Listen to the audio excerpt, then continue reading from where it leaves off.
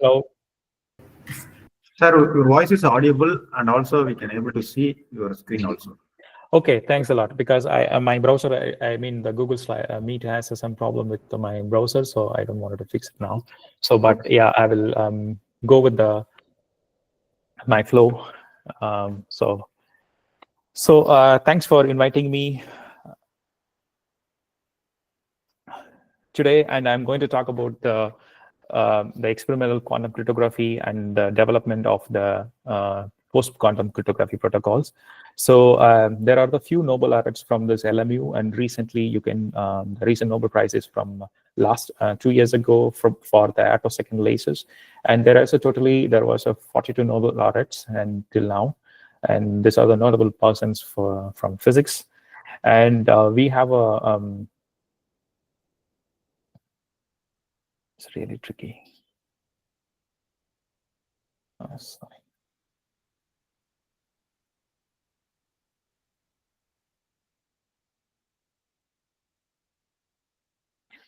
So now so we have 3 different labs in the experimental quantum cryptography lab from the experimental physics lab. So the first one is dedicated to the quantum optics, and where we test the foundations of quantum physics, and mostly we do the experiment using the lasers and to study about the quantum nature of the light. And we also this lab also dedicated to generate the entanglement photons. So we have one of the highest fidelity rate for the entanglement generation, as well as the visibility range, to which we use it to study the quantum nature, as well as to do some experiments on the foundations of quantum physics. So we have another dedicated members in our lab for the quantum networks, where we need a large scale quantum key distributions and also the computing. And we use the atom photon entanglement to generate the entanglement, and as well as the photon which is distributed over the large networks. And here you can see which is closely for 400-meter range, but recently we also tested for 20 kilometers range, where the large scale quantum networks links are established. And another dedicated lab is for quantum cryptography.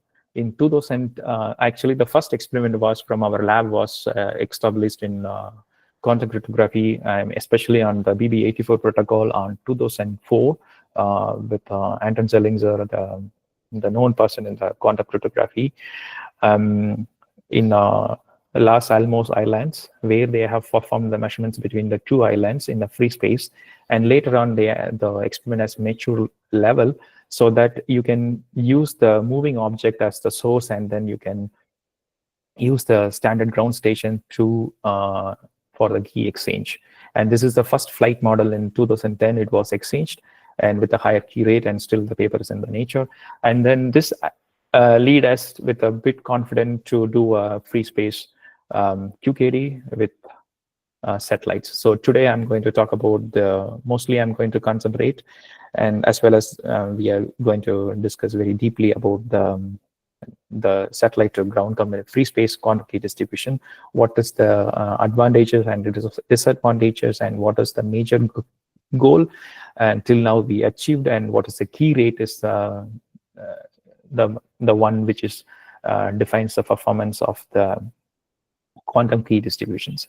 And before that, I would like to discuss about the historical remarks, where the early cryptographers and the code makers and code breakers, how they developed the techniques to exchange the secret messages. And then we will talk about classical cryptography, where they have used some of the random bits to encode the informations, as which is also the randomness is the most important one. And then the example which we can see, and why we need a quantum. And then we can discuss about more deeply about quantum key distribution protocols, which is experimentally implemented protocols. And then we can go through the experimental quantum key distributions how they have implemented, and what are the technical details of the implementations. And later we can go through the post-quantum cryptography. I mean, the NIST has standardized a few of the protocols, and last, I guess, in last April 2024, they have released their few standardization and certification for few protocols, but still is need to be discussed.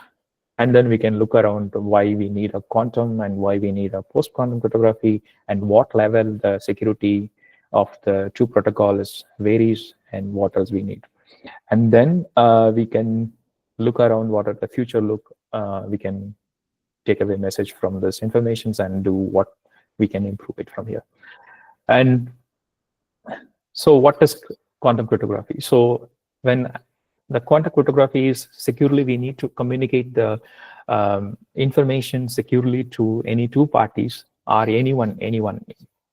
You can have in future, you can have multiple persons, but we need a secure communication even there is adversaries. So the assumptions for adversaries, when we made some protocols, the adversaries has all the functionalities. So it can read, inject the data, modify the data, and delete the data. So this have a question that how does that one can communicate even there is adversary insecurely. And first of all, the first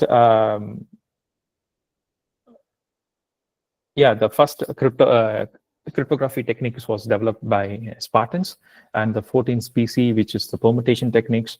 And we have the grayscale, so where they have the wooden rod or any metal rod, you can have it, and you can just wound any cloth, or even you can have some kind of leather, and you can wrap it around the wooden cloth, and then write a message on the rod, and then you can unwrap it. And when you unwrap the cloth which is wounded on the wooden rod, the letters appears really scrambled, and one cannot read the message. So this is how the sender encrypt the message using the rod. And then the sender, you can send it to anybody who wants to decrypt the messages to the another persons, where the Spartans are used in the military purposes to communicate the secret messages, which is and then the original message can be readable when the other parties have the same kind of diameter of the rod, where they have the same diameter of the rod, and then can be read it.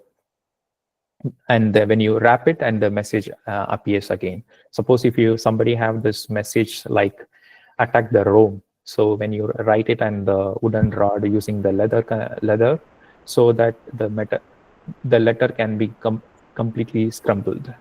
So this is how the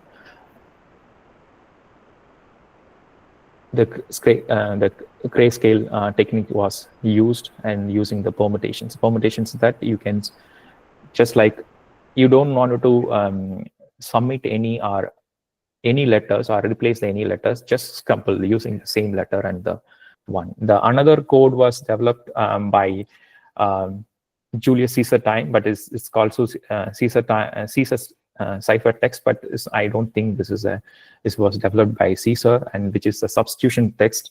And if you have a alphabet, each letter can be shifted in number of positions. Suppose if you have the alphabetic of 26 letters in the English alphabetic, you can shift how many bits you want to, how many letters you wanted to shift the positions.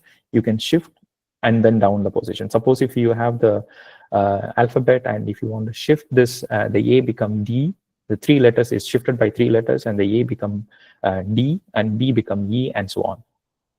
And suppose if somebody wants to send encrypt the message using this substitutions method, suppose so one can write assassination is planned and hide yourself in a better place. So this is what if somebody sends to the message to the Caesar time, and this is how the ciphertext looks like, so that it cannot be read by anyone. So, and this has the 4 times 10 to the power of 26 substitutions where one can play around with it. And this lead them to become some code breakers to break the code when so break the code, and this is by the first known decryption analysis, crypto analysis is specifically breaking the substitution cipher, which is by the Al-Kindi. This is the Arab mathematician, and the idea is based on the any language has the letters which is predictable frequency. Suppose if somebody uses the letters to encrypt the message, the one letter can appear frequently. So in example, if in the English alphabet, the letter E appears very frequently and T appears frequently. So one can even break the message to analyzing the frequency of the letter and then reprint it completely, the ciphertext.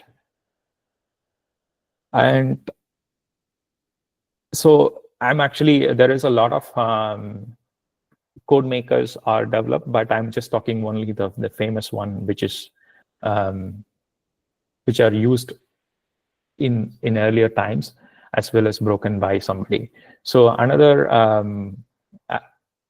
till now we have seen monoalphabetic, which they have used the substitutions for only one number. This is polyalphabetic cipher, and you have a Alberti cipher disk. So this has 2 layers.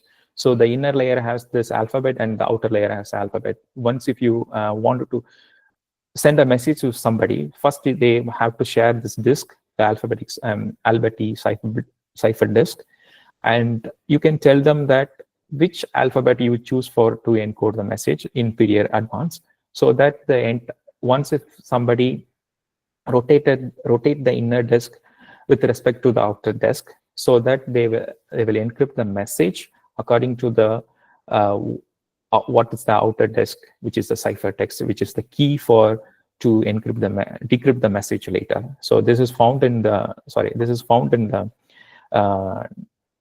15th century by the Italian cryptographer Alberti, and this also one of the toughest ciphertext for the crypto analysis, which uses the crypto analysis of the frequency analyzers. And later on, the Enigma machine was developed during the World War II to communicate the secret information between the militants. So the message is designed to unreadable with some settings, because if you press the message in the settings, it has the different settings on the routers and then the sub-black ports, so that the message can be encrypted with the combinations of 10 to the power of 114 combinations.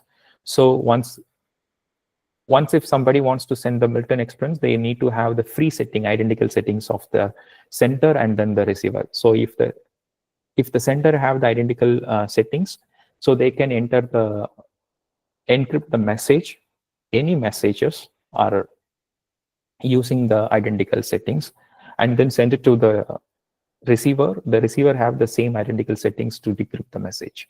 But the problem is become like they have the German Second World War Nazi used the same predictable encryption daily, and as well as the operator habits were exploited to the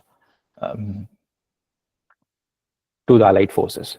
So the the Poland cryptographers tried to decrypt the Enigma machines, but due to the complexity of the identical settings, they couldn't able to break it. And later on, Alan Turing and his colleagues developed the first crypto-cited modern computer to break the Enigma machine. So that's why they have break, and then the war was entered in 1947. Okay, so far we have seen using the ciphertext by substitutions are either using the ciphertext disk to encode the informations or permutations method to encode the informations. But this is really vulnerable. If somebody collects the informations of the settings, one can easily break the messages. So we need a better device to generate the random sequence for the ciphertext. So the randomness is the most important here, because if one can predict the randomness of any device, they can have the information. So this leads us to the modern level of cryptography in 1970s, where they have used the same key, the same public key, to encrypt and decrypt the messages. So in an example, the symmetric encryption is the Alice and Bob encrypt and decrypt the data using the shared secret key, and they use the same key to encrypt the message, and Alice encrypt the message with the same key as Bob has. And the drawback is that they have to share the information about the key in very advance, and then they decrypt the message using the same key. And this also very fast and efficient method, which we are used for a very long time. One of the example is advanced encryption standard, which is at the moment we use this ACS 256 protocol. And one can also use the key size you can choose any bits of keys. It depends on your level of system, but you have to keep it in mind that the brute force attack would require this many operations on average, but it can be broken later. But one can have the very good resources to break this key and make this operations. And the another example for the symmetric encryption is the one-time PERD. And if you want to have a symmetric encryptions and to be very secure, and there is some requirements to achieve the perfect security. The first is the key should be a random. It's not the pseudo random number, which has 50% of the uniformly distributed random keys, so that the entropy can be predicted, so that the pattern of the random key also can be predicted later. So it should not be pseudo random. It should be the true random number, and you must have the key as long as the message. So this is also one of the drawback. And then the key should be used only once. And also the key should be kept entirely secret by the sender and receiver. So, and this leads us to another method called asymmetric encryptions, where the Alice and Bob uses the two different keys to encrypt and decrypt the message. So Alice uses the public key to encrypt. Anyone can use the public key to encrypt the message from Alice to send it to Bob, but Bob only has the private key to decrypt the data, so no one can access to the private key. So this has we have implemented. There is a known protocols which is implemented by RSA, Tiffany-Hellman, and then the elliptical curve cryptography. But it's all rely on the hard mathematical problems, because the factoring is very easy when you factor the two numbers and get the large number by factoring the prime numbers. But it is very difficult to go back to having a big number and then finding a prime factor of the prime factors. So the RSA security relies on the difficulty of the factoring the large numbers, but later on, the challenge for the RSA communications. Sorry, I forgot to tell you one more thing. So the RSA is very slow than the symmetric encryptions, but it's only can handle for a large data. So we cannot use as asymmetric encryptions for very small data encryptions, because it's very, very slow in a real situations. In the RSA, communications can be also broken by quantum computer, and Shore is already showed with the enough qubits to how to break the mathematically with the large prime factors with the polynomial. And I don't want to go into very deep how he broken it. But yeah, RSA also has a quantum thread. And overall, till now, we have seen that the old methods of cryptography and in the modern method of cryptography, it's really vulnerable to the quantum computer. Once if the quantum computer comes, the real time, at the moment, the present real infrastructure what we are having against some classical threads are vulnerable to the quantum computer. So the quantum computer is a really powerful ones if you have enough qubits. So we need to really we need to completely protect our informations from the quantum threads, because we don't know till now what kind of quantum threat we are going to face on future, because there are also some attacks which we protected our data, but still the qubit is not matured yet. The number of qubits is not that one required the quantum computer is not matured yet. So we need to look around it, because and then it leads us the question: is there a perfect encryption method which we can use it to encrypt the data and decrypt the data and distribute the computing, and we can protect of any data? So so this leads us to use the quantum physics to safeguard our data. The laws of quantum physics has some properties. So I'll go through it in a second, coming slides. So we can use the quantum key distributions to distribute the key securely, and then the post-quantum cryptography, we can secure our data in our real-time devices, because the post-quantum cryptography is going to run on our mobiles and our laptops and anything of the device which we have without changing any infrastructure. But the quantum key distribution is completely different, because it's need a quantum device, so which is a single photon devices or single photon detectors and many things in the quantum level. So which is we'll go through. And the quantum entanglement, I think I have attended the few lectures earlier here. I think people have gone through a lot about the quantum entanglement, but yeah, this is in quantum computing. So it's not a classical correlation. It's going to be a it's going to be the quantum entanglement where you can separate it once if you make the measurements on one end and the another end is not going to, you will get the flip on the other end. And another properties of which we use it in a real time, it's a entanglement photon, where you have the nonlinear crystal. Once the light is passed, the laser is passed through the nonlinear crystal, there is a parametric the spontaneous parametric down conversions effect will come, which is brings the one photon higher energy to the two photon lower energies. So which is create the two low energy photons, which is polarized in the two different orientations, which is horizontally polarized photon as well as the vertically polarized. And when you align perfectly the horizontal and vertical polarization, then we get the entanglement photons from it. And another property of which we are going to use it for in quantum cryptography is the polarizations. The polarization is like the electromagnetic waves is oscillating.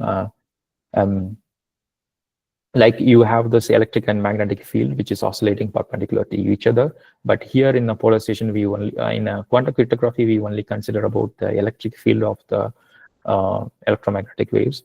So if you have a filter, when the unpolarized light is passed through the vertically polarized filter, it allows only the vertical polarization. So here you can see it only allows the 50% because it's only allows the vertical polarizations to pass through the filter. So this property also we need to encode the this polarization states are used to encode the informations of Alice and decode the informations on the Bob side. So here we have 4 polarization states. One is the horizontal polarization state, and another one is the vertically polarized photons, and then we have a diagonal and then anti-diagonal. And this is the polarization, 4 polarization which we used to encode the information and decode the informations. And here the vertical and the horizontal polarization are a rectilinear basis. So 0 is encoded in the horizontal basis and the 1 is encoded on the vertical basis. And we have the diagonal basis, which is the linear combination of vertical and horizontal basis. And then we can encode the informations 0 on the diagonal basis, which is the plus 45, which we experimentally use. And another one is that anti-diagonal basis, which is minus 45 degree. And the another properties which we use from the quantum mechanics is the known cloning theorem. If any eavesdropper wants to copy the informations, they cannot even copy the unknown state, because they don't know what informations they have encoded. So it's very hard to copy or clone it. If even somebody in a real case, if any eavesdropper wants to copy the informations, we will have the information that whether the information is copied or not. Example, we have seen the polarization states. If somebody wants to, if the Eve wants to eavesdrop the polarization state on the vertical or horizontal basis, and there will be a disturbance which occurs on the polarization state. So this is the example for no cloning theorem in real time. And another one is a superposition state. And so this is the linear combination of the two states with the probability amplitude, that when we have this, sorry,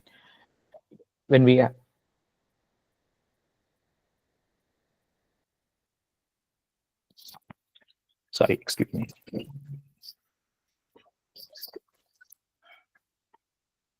So if somebody wants to, so 0 and sorry, the superpositions of the linear combinations of 0 and 1 in a classical, it's one can even predict the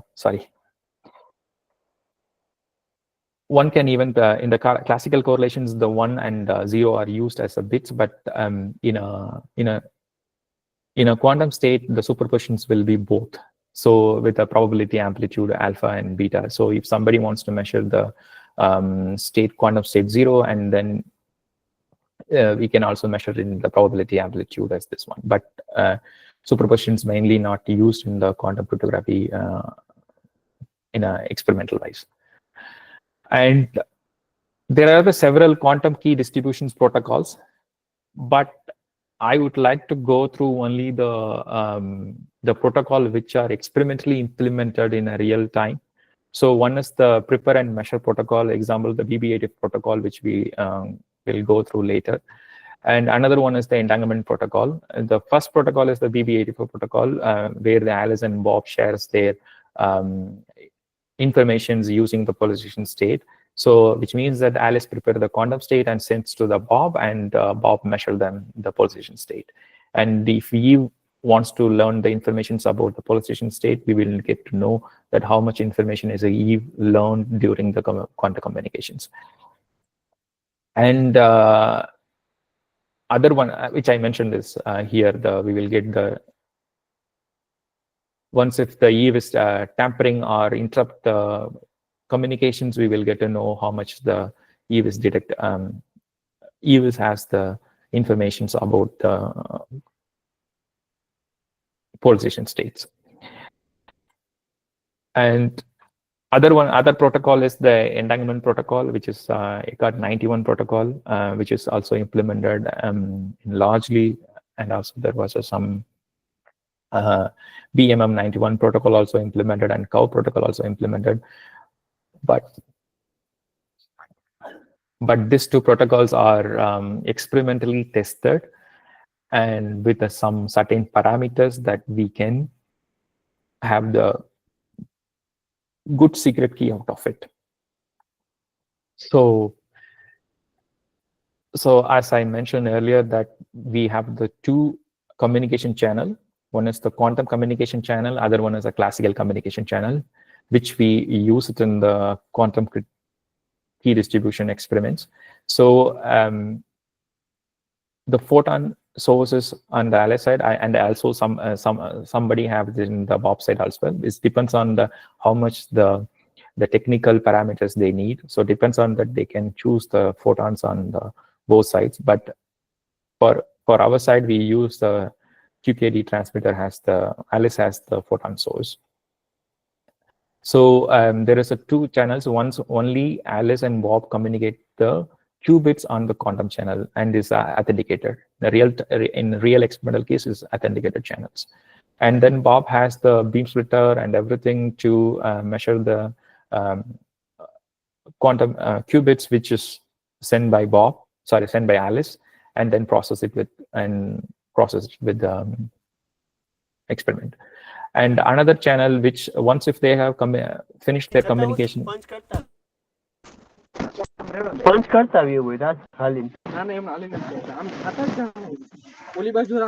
Hello. So the another sorry, some crosstalk.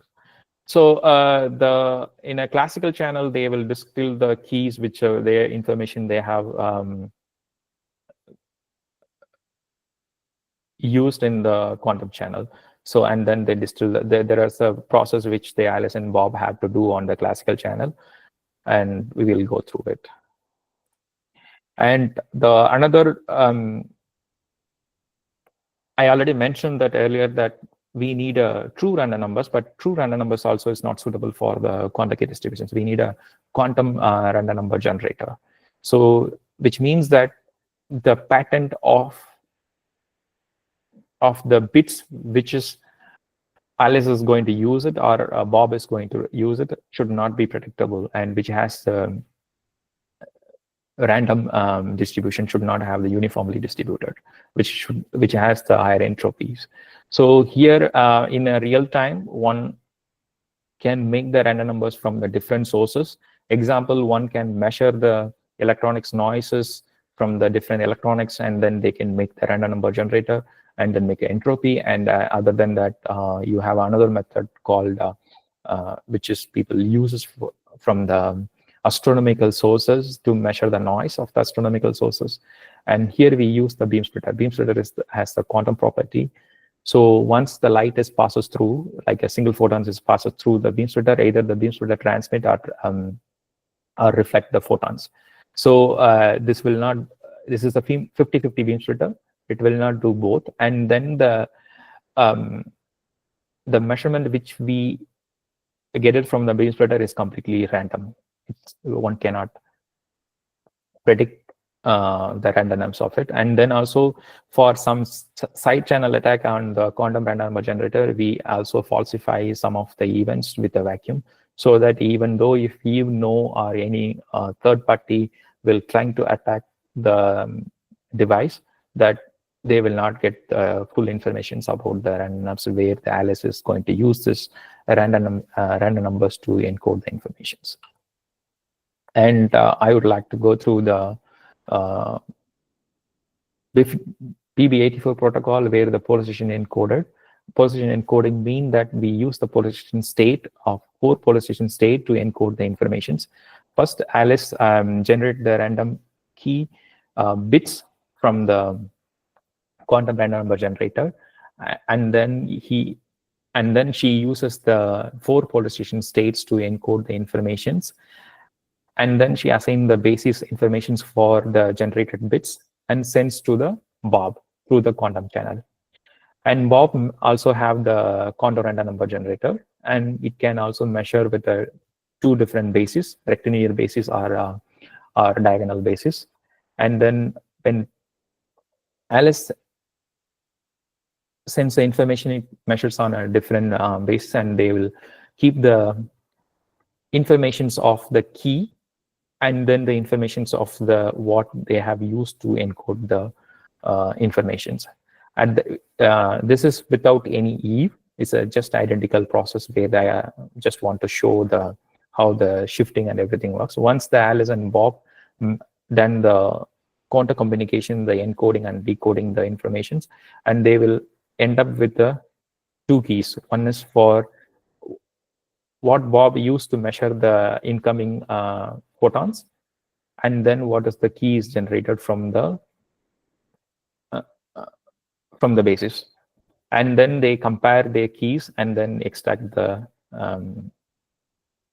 information from the basis information. Where they have the same basis, they will keep the information of the keys. Where they don't have the same basis, they just kick out the bits.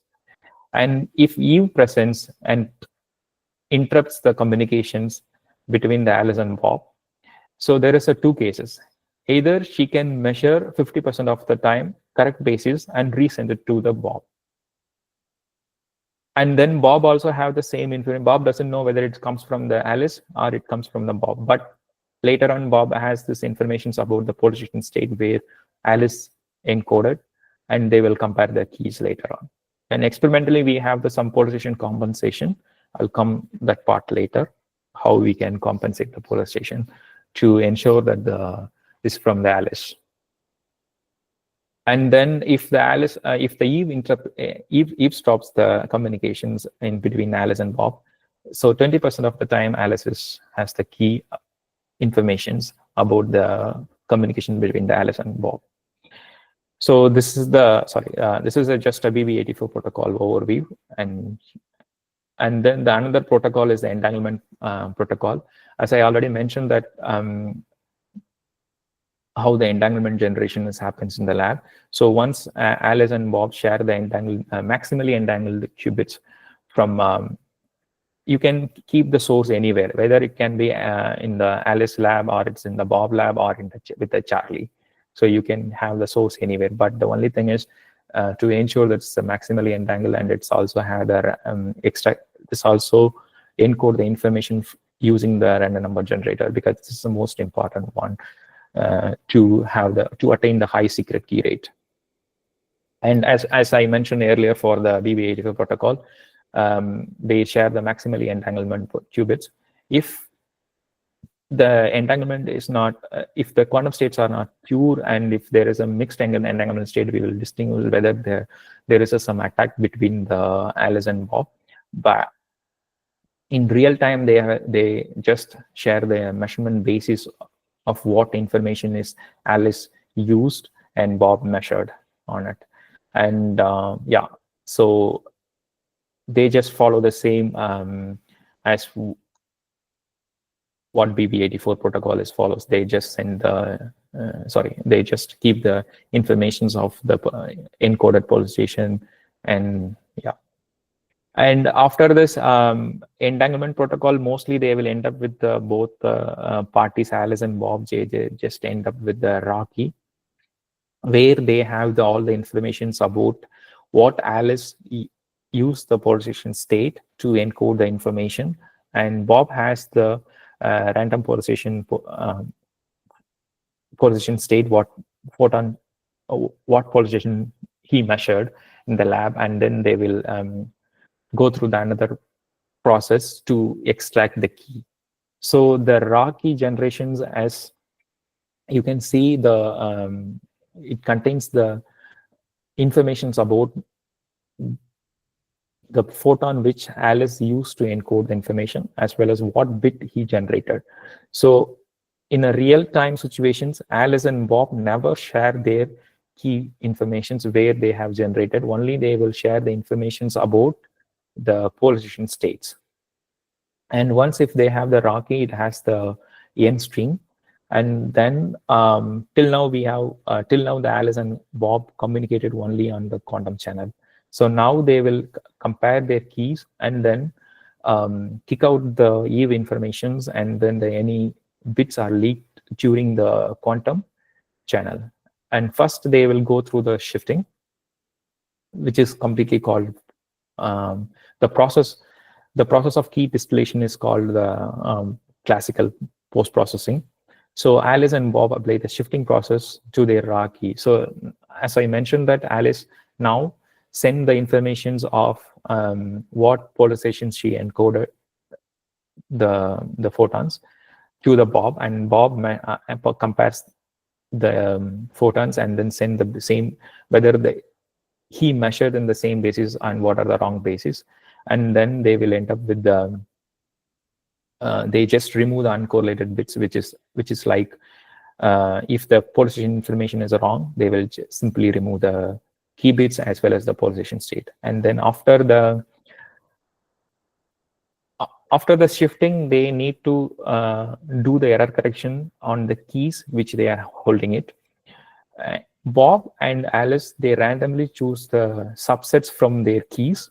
Example, they have the N key and they can choose okay, this is the number of bits I want to cross-check whether there is some information leaked during the quantum bits, or there is information about the raw key extraction was above the threshold or not.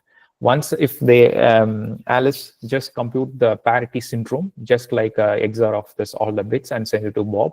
Bob is also do the same thing and compare the informations about the parity, and then they will just check whether what is the random what is the quantum bit error rate. If the quantum bit error rate is above the threshold, which means that you can discard the protocol and start from the beginning. And once if they have the very less quantum bit error rate, in real conditions, the quantum bit error rate is going to be like 2%, not 11%, because we also know what is the error from the experimental parameters. So that I'll come later. So in the error corrections, there is a various error correction protocols. I think you all from the engineering background, you know this low density parity check matrices, as well as the cascade protocol, and then the linear error correction codes. So mostly we need it for the post-quantum cryptography as well, but here we use it for to correct the error. So example, there is a protocol name called cascade. So now the Alice and Bob have the key information, only the keys. They never share the key which they have generated during the quantum channel. So they only share they are allowed to share the syndrome of the keys. So what they do, we already know how much the error was calculated in the parameter estimation, which is called the cuber. If there is a 10% of error, according to that, they will split the blocks into, they have the key strings. They will just separate into, separate into the blocks. So each block they will compute the parity, and only the parity information about the key is shared between the Alice and Bob. They never ever share the keys informations. And once the parity, if the block have the parity mismatch, they can split into the blocks into the two, and then they will share the information.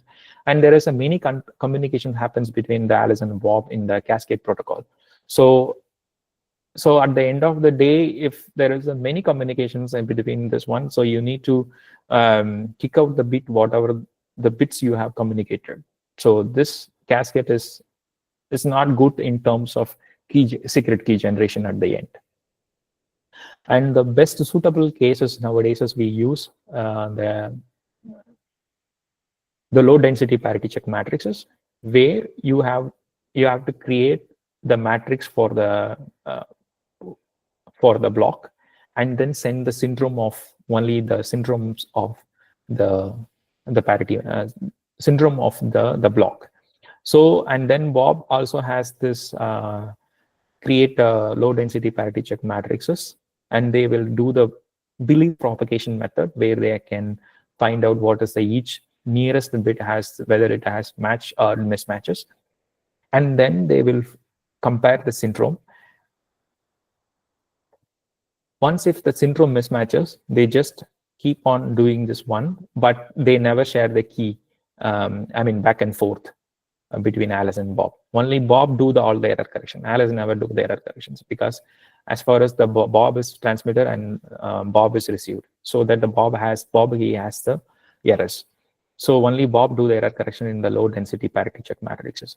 So and here we only if we compare the number of bits which is leaked during this error correction, the LDPC matrices has the very low number, but it depends on that how much errors the one block has. So the efficient low density parity matrix has the 100%, but it depends on whether how well you are constructing the parity matrices. And another method is another step is the privacy amplification, where Alice and Bob share their informations, but they have leaked the information during their communication, because as assumption of the quantum key distributions, whatever the information you have shared between Alice and Bob, that means that EU has the information about it. So you need to kick out this informations on it. So Alice and Bob apply the hash functions. They decide on the hashing, and then they will apply the hashing on their keys to extract the Bob secret key. So the most advanced hashing function is the shift register functions. You all knew it in the, the most of the engineering, they have used the shift register functions to, I think in IEEE, sorry. So here also we use the shift register function in an efficient way to extract the key from it. And as far as we know that Alice and Bob has a 2n keys. Suppose if we have 100 bits, and after when they have the raw extraction, they have 100 bits of bit keys. And then during the shifting, they have lost 50% because only the 50% of the polarization states are matching, and the 50% of the polarization is never matched. So they just kick out all the informations about the 50% of the key informations. And during the error correction, we have leaked. And this is made for the error correction protocol of Cascade, is not for LDPC. If you use this LDPC, it should come here. And then they apply the hash functions to extract the secret key bits and then kick out the informations. And then we also, during the extraction, we also have we also have leaked some of the bits informations, so that bits also need to be kicked out from the privacy amplification, so that we will end up with minimum 35 to 40% of the key what we have communicated in a quantum channel. So any protocol of the QKD performance, in the whether you can have it in the lab or whether you can have it in the free space. So the performance of the QKD is completely depends on how much key generation you have at the end. So this is the secret key rate at the end. This is the channel losses on the logarithmic scale, and this is the secret key rate, where when you have a very less losses and you have a higher key rate. So now we just seen how this QKD just worked on theoretically, and we'll go with the real implementation.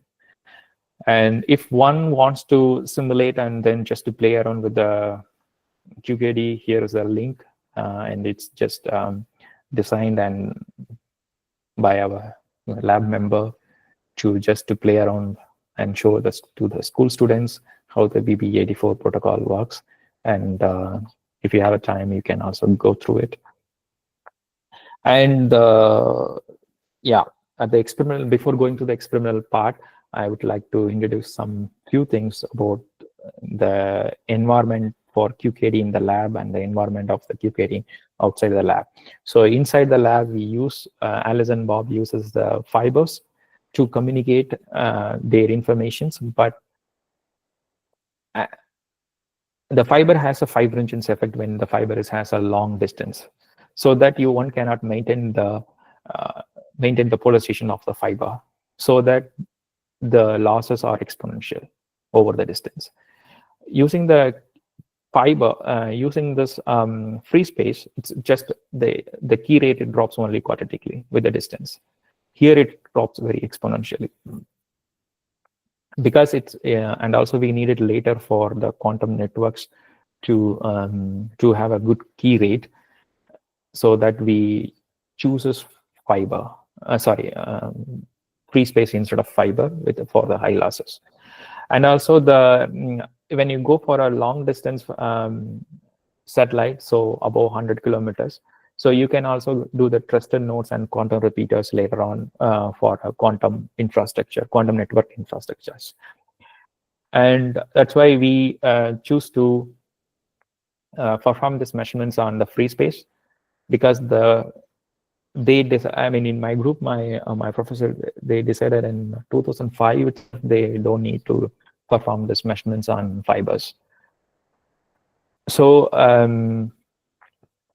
all over the world, there was a various QKD missions, and the first is from the China in 2016. They have launched the satellite, two satellite. One is to only communicate key exchange in the um, I don't remember the place, but I've been there in China. Sorry. So they will exchange the key between the satellite to ground in only China, and then the two satellites are entangled. And the Mishi satellites was key exchange between the China and Austria, because the Chinese professor who implemented and then discovered this one, he was a student when he was doing this PhD here, and the Austrian professor who got a Nobel Prize in 2024 for quantum teleportations. And and they have exchanged the key. And there is another method for the low Earth orbit. You can also use the balloons, which at the moment the TAFR in Mumbai, they have this facility to key exchange between the ground, and then they are using the balloons, and their transmitter is in the balloon and the ground station. And yeah, and then we also have, and this recently we have the collaborations, but it's not from my group, but the other group in Germany, they have the collaborations to make the network of the ground stations. Suppose once if the satellite passes to the orbit in a different places, so you can make a network so that it communicates in the many ground station in the world, not only one ground station, because you will lose a lot of keys. And here is our mission, which I already mentioned you. This was in 2010, which they have implemented, and now here we are implemented our setup with a free space to ground station. And this one they were preparing, and soon they will launch it in Italy. And this already launched, but still they have the entanglement pair in the commissioning is going for this satellite. And Singapore is already launched their satellite, and then it was and they were preparing for the another one, because the first one was valid for only 1 year, and then to establish only the basic information about how the entanglement source works and how they can handle the key generations in a free space. Because when it comes in terms of free space, the atmospheric conditions are varies by looking at the solid angle of the your ground station, as well as the day you look into the sky, and the what time you are looking at, because the background photons are going to play a crucial role. And another satellite is a QSat, which is the another satellite mission by Canada. And sorry, I forgot to mention, there is one more thing. So there is two things, which is uplink and downlink. So the downlink means that the Alice sits on the satellite, the transmitter is on the satellite, and the ground and the Bob's on the ground state, because some of the detector has not made for the space, and some of the source are made for the. I mean, it's really good for the space in terms of reliability as well as the power consumptions. Because as I mentioned, in our case we have the Bob doing the error correction, which need the more power to construct the matrices. So we, in terms of power consumptions, we have chosen to be in a downlink, but these Canadians are going to be an uplink scenario. Their source is in the ground stations, and then they have developed some of the technology with the patent, but they are not yet released it with some technology that their receiver on the satellite, so that there is this comes at the end with a different key rate. One can easily make, depends on which protocol they have chosen. So most of the people, we have chosen only the BB84 protocol or ECAT 91 protocol with various parameter aspects of the main parameter at the end. What we need is how much the key generation we had at the end, and how much secretly, how much information we produced over the lot of losses. And I'm going to talk about now the cube. And the cube mission is we have different altitude and different scenarios. Suppose if you go in the higher altitude, the link need to be long link durations, which means that if the satellite passes, which needs also have the very long link durations. But the problem is that there is a lot of geometric losses this comes, and it's a local ground coverage is also very less because the due to the diffractions of the lasers, and it's very expensive. You need to build really very high, very big telescopes and very big source, all of this. And here we are working in this project to ensure for the ground stations for ESA. And another, there's a mid-range that very reliable orbit, and the period of the 2 hours, because you have this very less link, durations, and also they have the geometric losses. And this is somehow the international telecommunication fixed their wavelengths, which is not suitable for us. So another thing is which we are the low Earth orbit, which has a low launch cost and everything. And you don't need a very big system for a long link durations. It should be a compact system, and it has a good coverage of it's not diffract a lot, and the period is less than 2 hours. It's very complex in tracking because there is techniques also we have developed for tracking, and it's all the QKD communities decided to be in the low Earth orbit to communicate, and then they make a network of the satellites and ground station later. So yeah, so this is one which we designed. And as I mentioned, in 2016, the first satellite was launched by Chinese government, which is cost of 100 million US dollars, and it has 635 kilograms. And then the years of making it, they were making from, I guess, 2002 or 3, I guess, I don't know, but they have launched in 2016. This is the first satellite which is launched by for the quantum key distributions in the real time. And yeah, we also made some kind of satellite which has a 5 million US dollars and 3 kilos of weight, which is 10 by 10 and then 30 centimeter of one. Also, we also spend a lot of years in making. And here we have the architecture of the satellite, where we have the star tracker. Suppose if the satellite's orientation is different, and then you can use that star trackers to orient your the satellite, so that it has always to look into the ground to have a communication with the ground. So we also have the RF communications on that, and then we have a quantum payloads where our Alice board sits here, and with the BB84 protocol encodes the information. And then we also have the continuous variable protocols, which is made by another group in Max Planck Institute of Light. And yeah, so our part is here is to make the quantum payloads for the BB84 protocol, as well as the transmitter to the ground. And as I mentioned that the Alice is the board which I showed in the satellite, so which encodes the informations.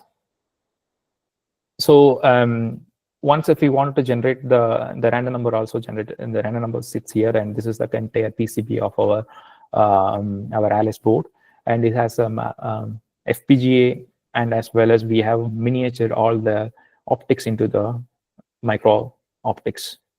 So here we have the VCSELs, the vertical cavity surface emitting diode, with the 4 arrays for the 4 polarization state. One is for the vertical, and one is dedicated for horizontal, one is for the diagonal, one is for anti-diagonal. And we also have the micro lenses and then polarizers to ensure that the polarization is perfectly horizontal or perfectly vertical and everything. And we have some waveguide structure to ensure that there is no attack on it, because there is a side channel attacks on the satellite. If one wants to, because Eve has a lot of potential to eavesdrop anything, because it has the more powerful than anything. That's what the assumption is made during this experiment. So once if the waveguide, once the light is passes through the waveguide, we don't know which waveguide strip is going to pass the information about the encoded polarization. So, and at the end, we have the single mode fiber, which transmits to the telescope from the satellite to ground station. And this is the ALICE, which is sending the polarization state and generating the entanglement, only the polarization states, and to the ground state. And Bob has the random number generator, and he measures also the incoming polarization states from the ALICE, and then the rest is we process the information. Suppose if due to the atmospheric conditions, there are the possibilities that the polarization state, what ALICE encoded the information, can be diffractor, and then the polarization state can be, the degree of polarization can be different, so that we have the correction optics to correct at the ground station. And this is the ground station where we have received the all the photon, all the information from the satellite, and then we process the informations from the satellite to the QT lab. And QT lab has this some spatial mode corrections for different optics. But this is a scenario where ALICE, if the ALICE is communicating with the ground station to the Bob, and there is a possibility that atmospheric limit, which is the atmospheric effect, because as I mentioned this, when you look at the sky in a different day, the atmosphere is different. So it has the, it can scatter the photon, which is encoded the information. It can scatter the photon, and it also possible that the photon will be lost during this one. So particularly, we have choose the two different wavelengths on the high transmittance over the atmosphere, which is 850 nanometer. And now most of the experiments are happening at 1150 nanometer wavelength range because of the security reasons. And you can see this is the Bob setup, which we have implemented with the telescope, which is the receiving telescope, which I mentioned, which I just shown in the last slide.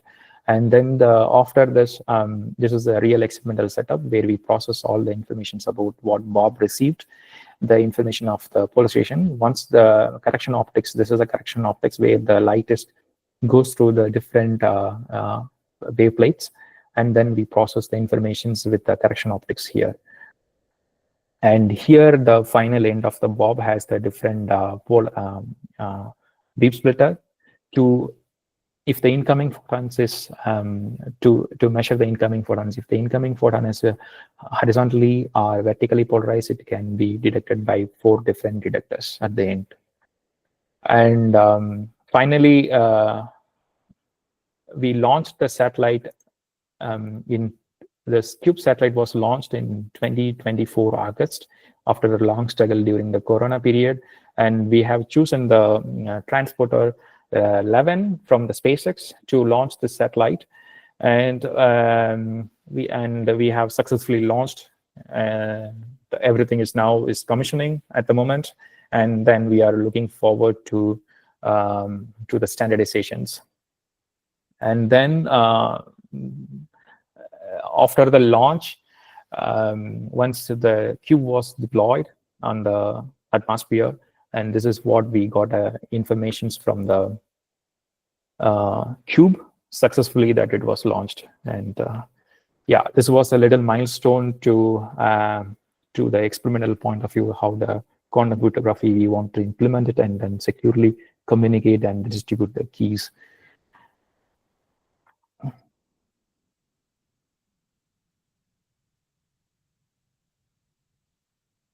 So, okay, I will come to the point now. We have seen the experimental point of how the quantum key distributions was implemented in a free space.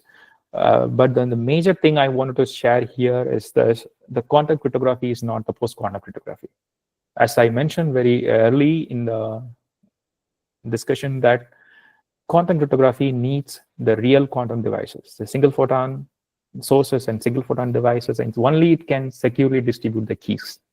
Post-quantum cryptography, where it's going to be a algorithm is going to run on our current infrastructure of our phone or our laptops, and everything protect against the threat of quantum computer, like your data, which is you have the personal informations, as well as you have some credit card information. That's all going to protect. We need to protect the informations.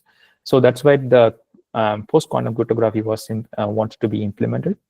The NIST is the responsible of setting and then the standardizing the protocols. Honestly, I'm not really fan at the moment of the post-quantum cryptography, how it's implemented, because still now we don't know the quantum thread. So, but there is opportunity for everybody to contribute and also make the protocol to work. And we also, everybody have this opportunity to do it. So let's go. So the next part I want to discuss the post-quantum cryptography. They aims to design the algorithms to secure against the attacks from the quantum from the quantum threat of the classical computer. And here you can see the first call was from the 2017, and then they have submitted all the possible algorithms. Till now, there was a 69 algorithm was submitted, and 26 on the race, and 4 algorithms of the post-quantum cryptography was it's not certified, but it's not standardized in it. So there is the candidates. There was a 6 families of post-quantum cryptography at the moment is implemented, and it's certified in last August in 2024. One is the code-based cryptography. The code-based cryptography uses the linear error corrections, where one can use the low-density parity matrix with a different encryptions method. Example, there is a cyclic low-density parity check matrix. One can use it to encode the informations and then make it into the difficult for the quantum thread, because once the belief propagation this method is implemented, it's really very difficult somebody to look around the branches of the of the matrices. And another one is mostly the people use the lattice-based cryptography, which is also have the certain mathematical problems. I will go through it very deeply, this one. And hash-based cryptography, which is you already have the hash function, which is in the cryptography. Till now, there was a hash function used for level 5 for the security of to protect the quantum thread. But as far as the one thing I wanted to share, this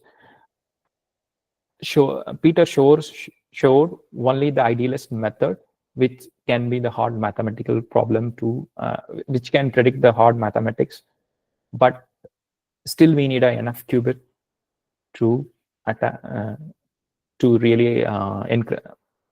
really extract the informations. So still one can usually spend a time on post-quantum cryptography to bring it into the mature level. And here the first lattice-based cryptography, which is the lattices. A lattice is just like 2 by 2 vectors, and you can just, mathematically speaking, this is just the array of dots. So you have a different array of dots, but physically also you can use some of the physical methods to generate the arrays and the repeated arrays.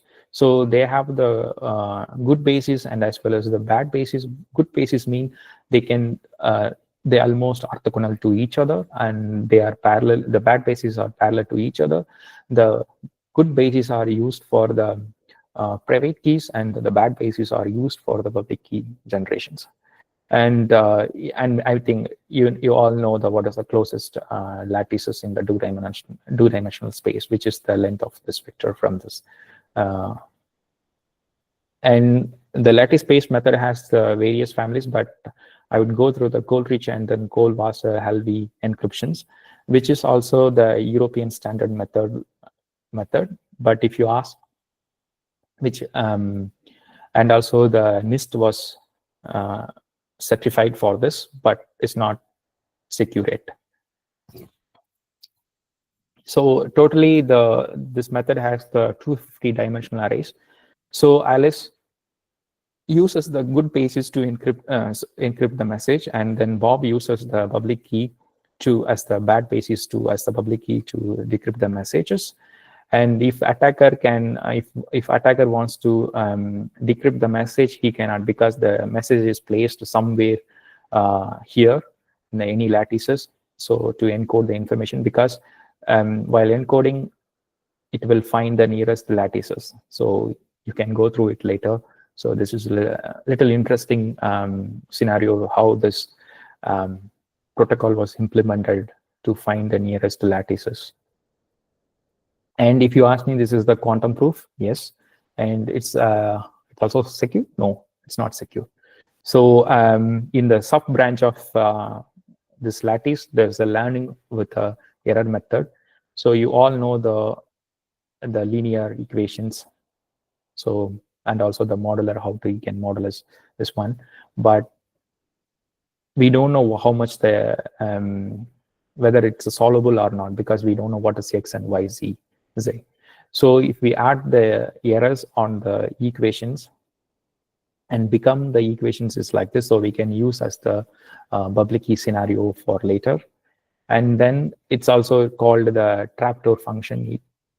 It's easy to compute, but it's very difficult to invert, because we don't know what is the solution for these equations. And also later, this information is also used to create an array of dots with the lattices.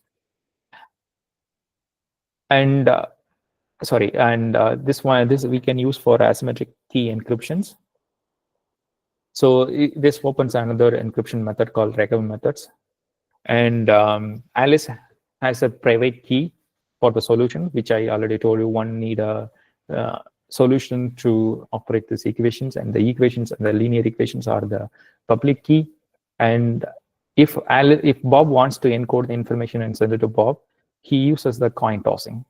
And then for each time when he wants to encode the information, first of all, this is the preparing process, and keeps only the head and remove all the tails, and then adds up all the heads to the equations, and then we'll get the form. And then to encrypt the 0, first Bob adds 0 to the solution, to the number for the small number, and then this model is going to be a 0. And then this and then to encrypt the 1, Bob adds the big number with the significantly, which is going to be the solution, but it's going to be a big number for to encode the 1. But this all to encode only 1 bit, not many bits.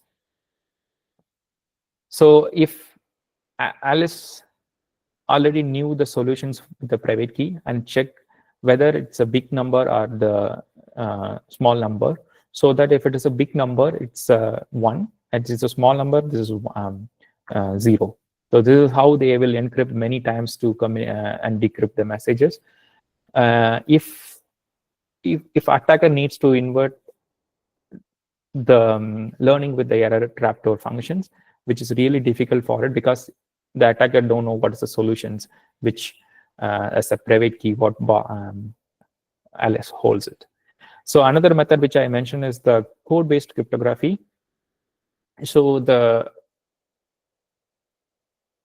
this is the method which they have used to make the security hardness.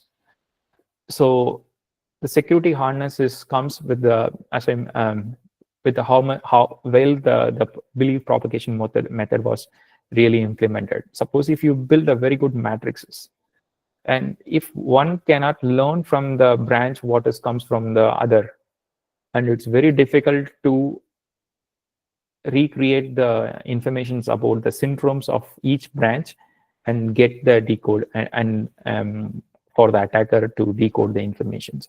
So this is they working on the current field is working on the cyclic low density parity check matrices to really make this factoring function which can hide on the belief propagation method.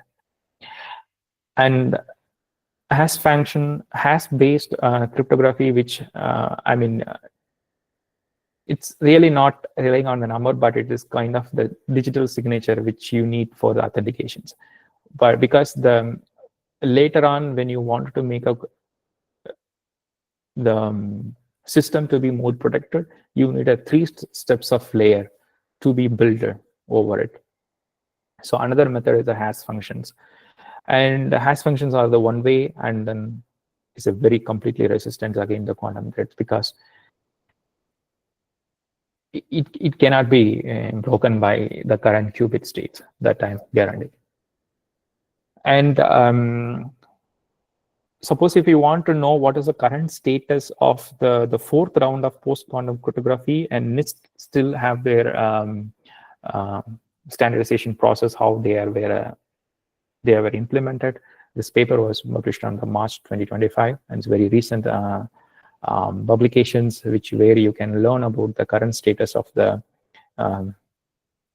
post-quantum cryptography of the 4th round, where they have standardized the algorithms for post-quantum cryptography. And the future look, I would really like the post-quantum cryptography has a lot of works need to be done from the research point of view, as well as the engineering point of view, as well as the computer science point of view. And so one can even look around the 4th round of post-quantum cryptography methods, how they were standardizing the protocols and use it, because at the end, we all need infrastructures to protect against the threats. So all over the country. So, and another one is the quantum sensing, where you need a lot of informations and then machine learning techniques to build and then predict the and then predict the lot of informations about the atmospheric conditions. And another one is the quantum internet, the near future solutions against the internet threats and calls and many information leaking. So this was implemented in some universities, like a QTech in Netherlands. I will come to this one. Next one is the quantum networks. Quantum networks, in sense, you don't need some people, you think that, oh, we don't have a budget to build a quantum satellites and blah blah things. So what you can do is that one can use the key generations from the satellites and then secure those key generations, use and distribute the into the networks to secure the networks within the region or frame like this. And I would like to talk about bit of for the faculty development, and because I have seen some of the university, they have the good optical labs where they can build an entanglement source and then learn about how this light is processed through the different optical sections and how the nitrogen vacancy centers. And one can even have the advantage of creating lattices from here, because creating a real lattices are challenging, but this would really matters in the future. And then one can implement the quantum science and technology to the next generation, as well as to learn a bit of optical experiments. And there is some simulation softwares where you can use the generated keys, and even there is a possibility that even you can close your areas. Suppose if you are in a rich area, you can choose very closest networks frames, and you can simulate the quantum networks which is already have the enough keys, and it has good number of keys. So you can use this simulation software to try around, and then how this quantum networks can be built, and as well as the quantum cryptography protocols with the classical networks. And recently I attended those QSKIT 20 hackathon in 2025. They have implemented have some lab notes about the how we can implement with the both. So you can also try one, and security against the quantum threats. Again, the post-quantum cryptography comes in the play. But when somebody doing this, I imagine the much higher qubits, and you can also run it and then publish the paper on it. There is a lot of place need to be filled here, so one can even do this. And another implementation, which is the National Quantum Mission in India, they were looking forward to fund some of this project in a QKD with using drones. So where you don't need a much effort or much money need to be spent on this one, but it's very easy to have this high rate security key rate from the drones with events if you characterize the losses very well. And another one is that this is the one which we are also focusing at the moment right now, how to combine the post-quantum cryptography with the QKD into the hybrid cryptographic models, because these are both are different, but post-quantum cryptography, we really need to have it to security against the quantum threats.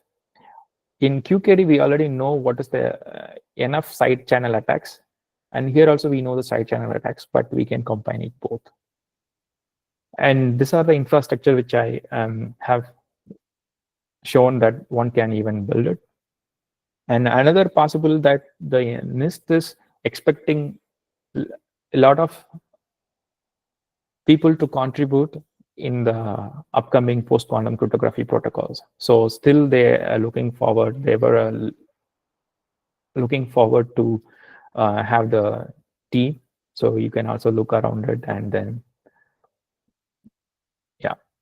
So I hope I finish it on time. Or thanks for your listening, and sorry to taking on your weekends.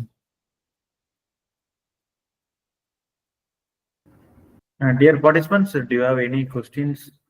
You can post in the chat box.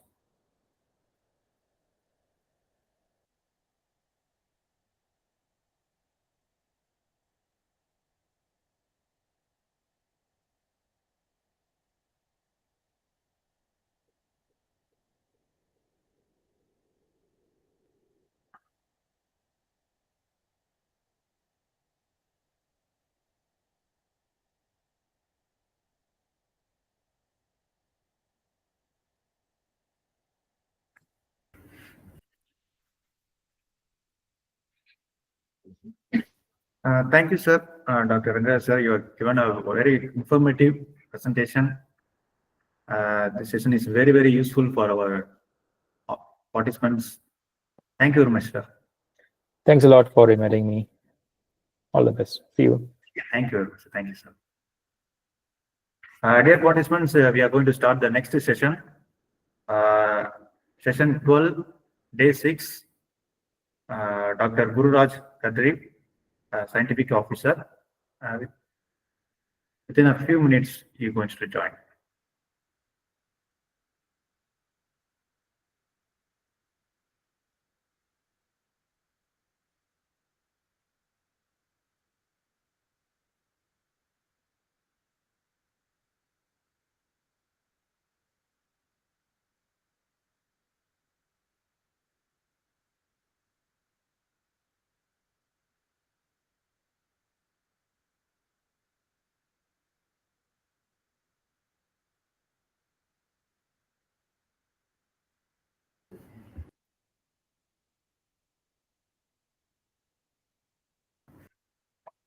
Dear participants, we have 2 more sessions, session 12 and session 13. After that, we have a half an hour test and feedback. So please vote up.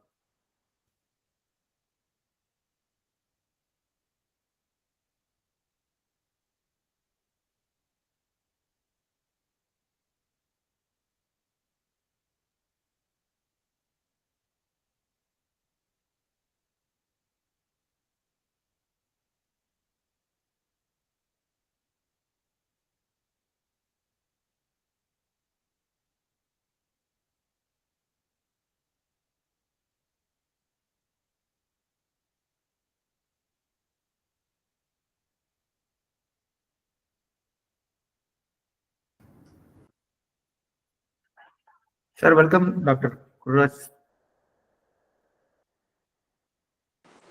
Yeah, thank you. Good afternoon. Yes, sir. Dear participants, we are going to start our session 12. Today is our resource person, Dr. Gururaj Kadri.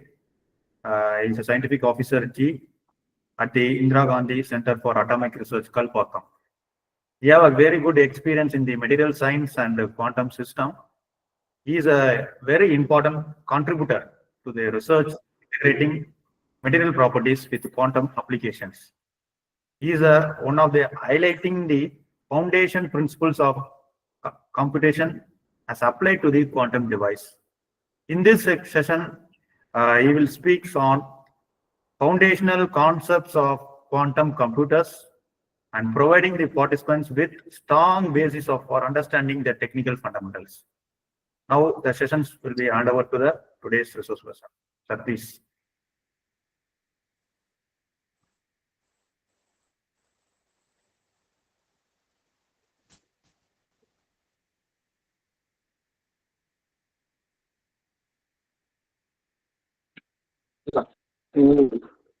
Are my slides visible? Sir, your screen is little bit dark, sir. Okay. Now is it visible? I'm casting my Sir, screen. you have to rotate it, sir. Now it's clear, sir. It's very clear, but yes. Okay. So Yes, shall we start please, now? Sir. Yes, sir. Yes, sir. Please. Thank you. Yeah. Okay. Good afternoon, all of you. I hope you had a good week-long session on quantum technologies and artificial intelligence. I'm sure you have benefited a lot from these sessions. Okay, I am going to continue my talk. I had a talk scheduled on the very first day. Some of you may remember. That was session 1 itself. And actually, this talk, Foundational Concepts of Quantum Computers, was scheduled as the second talk. But second means on the very next day it was scheduled. But due to my unavailability, I requested the organizers to get it postponed. So only I can manage time on a Saturday today. So I'm a little unhappy that this talk is not following the earlier talk. This is mostly the foundational aspects. So I'm sure many other speakers would have covered most of the topics that I'm going to speak. But nevertheless, anything will be a new learning, reinforcement of, even if you know something already. My talk is going to reinforce your understanding, and it will make your concepts more stronger. Two people teaching is better than one person teaching. So I will assume that even if you know it, I hope and request that you pay full attention to this talk. I have made it very fundamental because I understood that most of you are not from physics background. Absolutely fine. So I have made it very, very foundational and very fundamental. So you coolly you listen, all of you, and if you have any doubts or anything, do not hesitate to ask me. I don't mind stopping, and I don't mind spending more time on any particular slide. So please feel free to interrupt me at any stage. Okay, so we can now start. So this is the talk, my previous talk, which I gave on 18th of August. I have sort of tried to introduce you to what a classical computer is and what are the unique capabilities of a classical computer. Just a minute, let me a proper app so that it is I can okay, just a moment. Okay, fine, let it be. So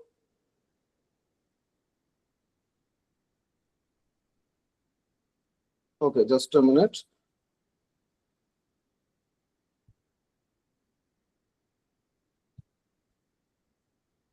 Okay, fine. So this is the scheme of my earlier talk. I gave an overview of what all a classical computer can do, what are the unique capabilities of quantum computer, first ideas of quantum computer. I tried to give, I did not do much on the rest of the components. So today's talk, I am going to spend on the foundations. What are quantum computers built on? They are built on mostly the notion of superposition, the notion of measurement, the notion of entanglement, and the notion of quantum supremacy. If time permits, I will address those parts. Okay. So let us begin with understanding what is quantum superposition. Okay. So this statement I gave in the previous lecture also, and you would have heard it many times.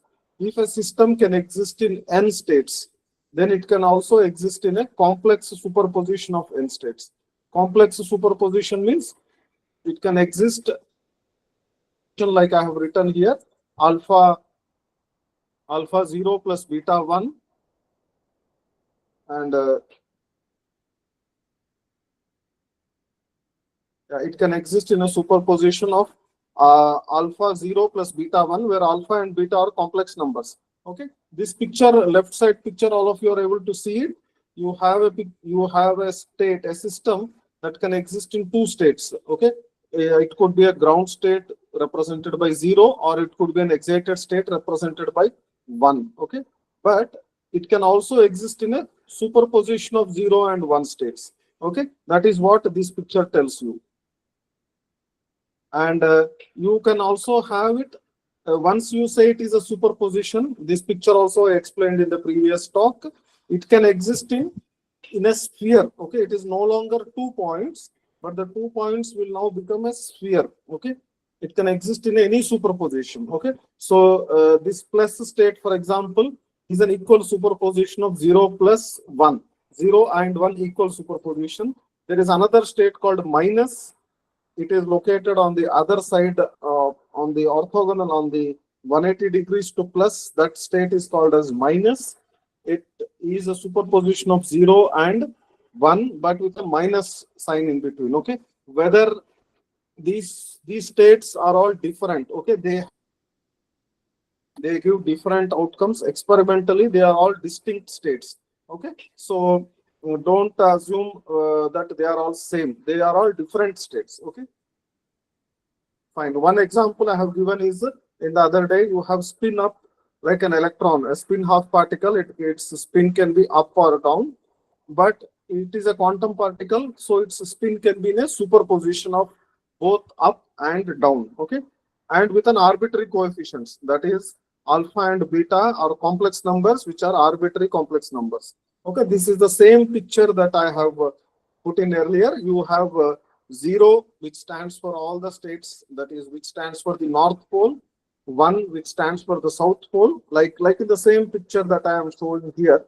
0 is in the North Pole of the sphere, 1 is in the South Pole, and all other states are superposition states. Okay, these states are not available classically, but they are available in quantum mechanically. Okay, so what does it mean?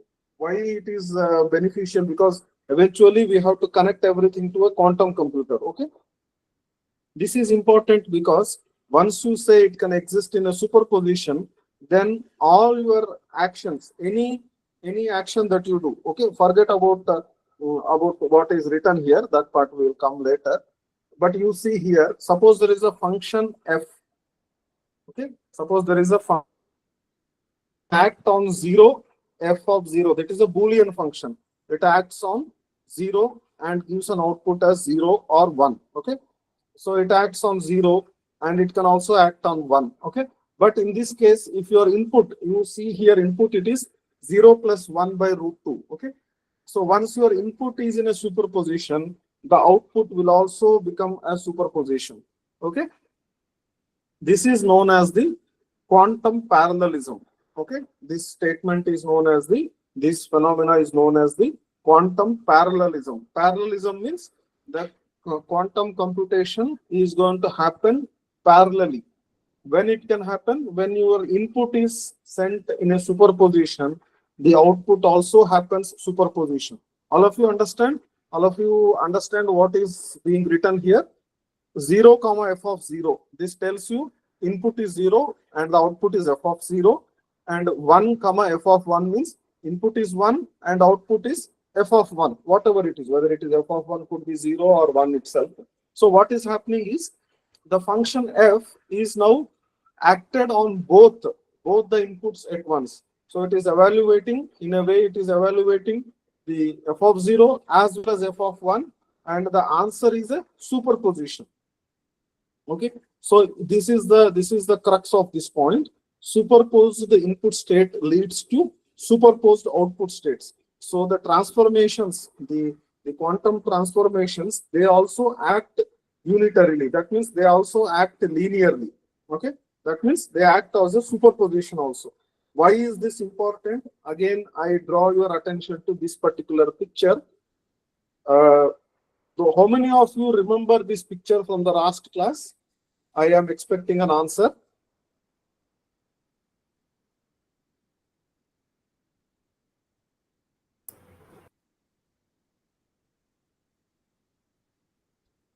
In my previous class, or I'm able to remember, sir. But yeah, great. I can. Okay.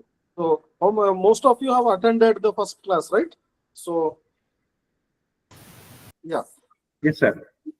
Yeah. Okay. Thank you. So so this picture, you try to recall. It was about the random walk.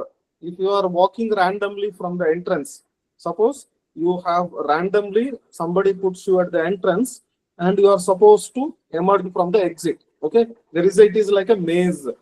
Okay, all of you remember what was the rule? The rule is that randomly you go from left or right at every point. You don't know anything. You cannot see your path. It is like dark. You don't know whether you are going forward or backward or anything. So you want to know whether you are what is the probability of exiting. Okay, I remember you may recall that the exit probability classically is very low. Where is the difficulty? At which point is the difficulty? Between which two layers is the walker being stuck? Anybody can guess? The nth layer to n plus 1th layer. Exactly. He will be stuck at nth layer and n plus 1th layer.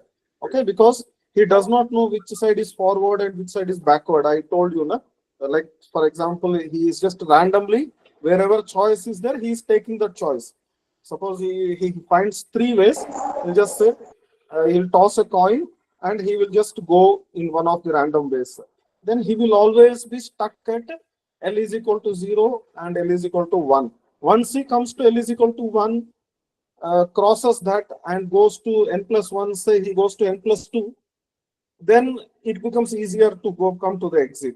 Okay, but the big hurdle is like at this region, L is equal to n2, L is equal to n plus 1. Between these two, there is a big hurdle. Okay, this is like all of you, those who are in physics background, they will realize that this is like a tunneling problem. Okay, there is a big potential. There is a blockade is there. Classically, you cannot escape. It is like you want to go from entrance to exit, and there is a big pit in between. Okay, classically there is no way to escape the pit. You will fall down the pit. It is like there is a pit in between L is equal to 1 to n plus 1. But quantum mechanically, you can always escape the pit. This I showed some simulation results in my previous class. You can always escape this kind of scenario. How you can escape? You can escape by, in a way, you can say what is happening is quantum parallelism is happening. The system is going to, is going to parallelly, it is going to, wait.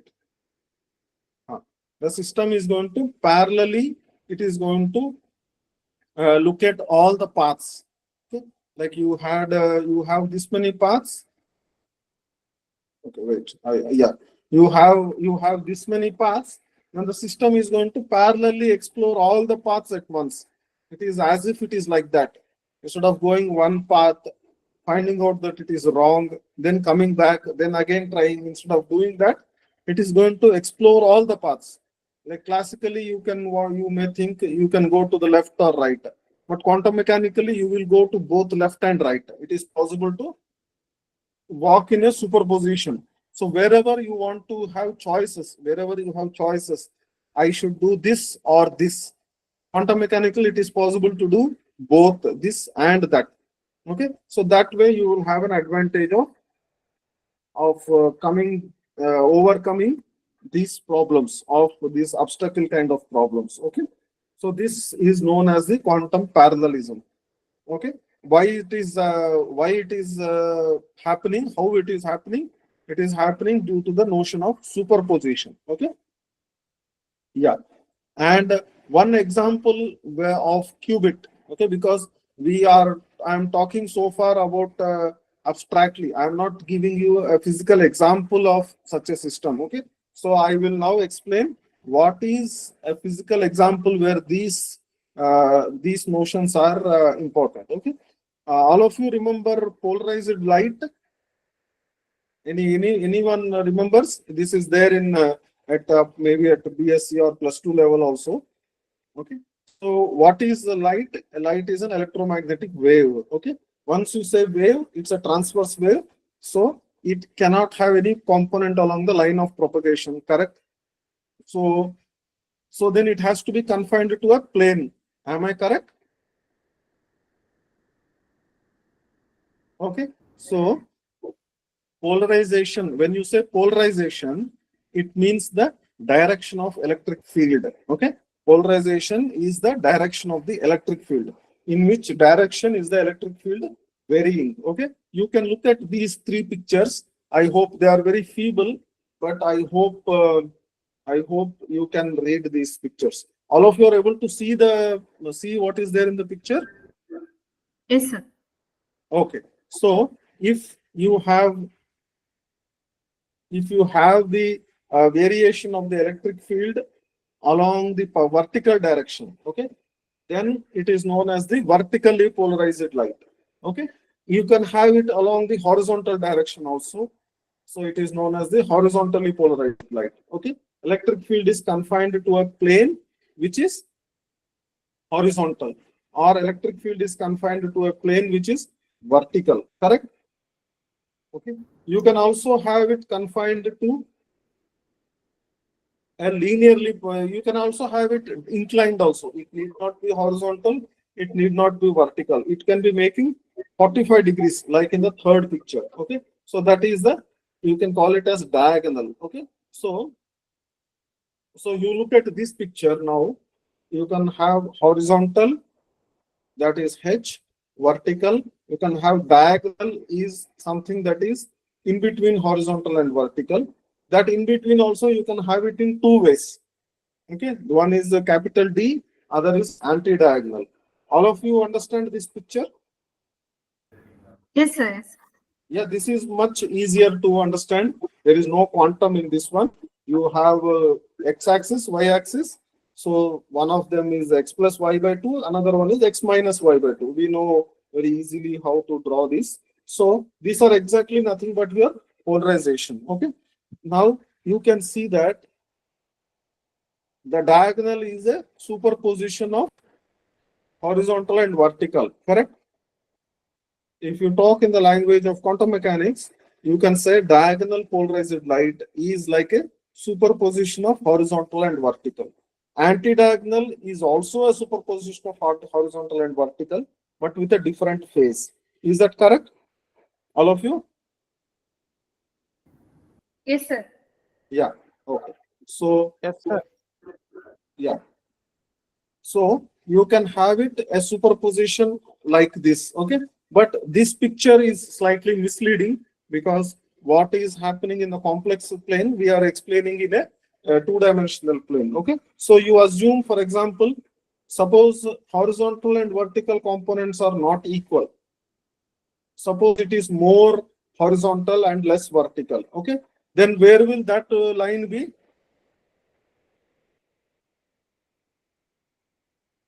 Suppose I am saying, suppose your state polarization is also a superposition of horizontal vertical, but it is not equal superposition. It is unequal superposition.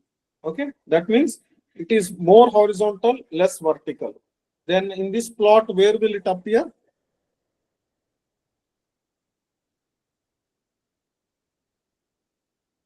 It will appear as a line which is closer to H.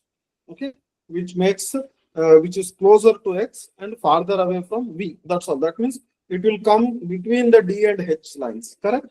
If it is more vertical, less horizontal. Still a superposition, but more vertical, less horizontal. Then it will come somewhere in between V and D. Is that clear? Likewise, if it is with a different phase, so all the plane polarized light can be drawn like this. Plane polarized means horizontal and vertical are in phase, are real. The superposition is real. Okay. Okay. It can be that superposition is not real also. You can have circular polarization. Anybody remembers circular polarization? Yeah, many people will remember because it is not a physics idea. Even engineers all need a circular polarization. So circular polarization is also electric and magnetic fields have equal contribution, but the phase is pi by 2. The phase is no longer is not plus minus, but it is I. They have a pi by 2 phase difference. Then you will get a circularly polarized light. What is the most general polarization of light?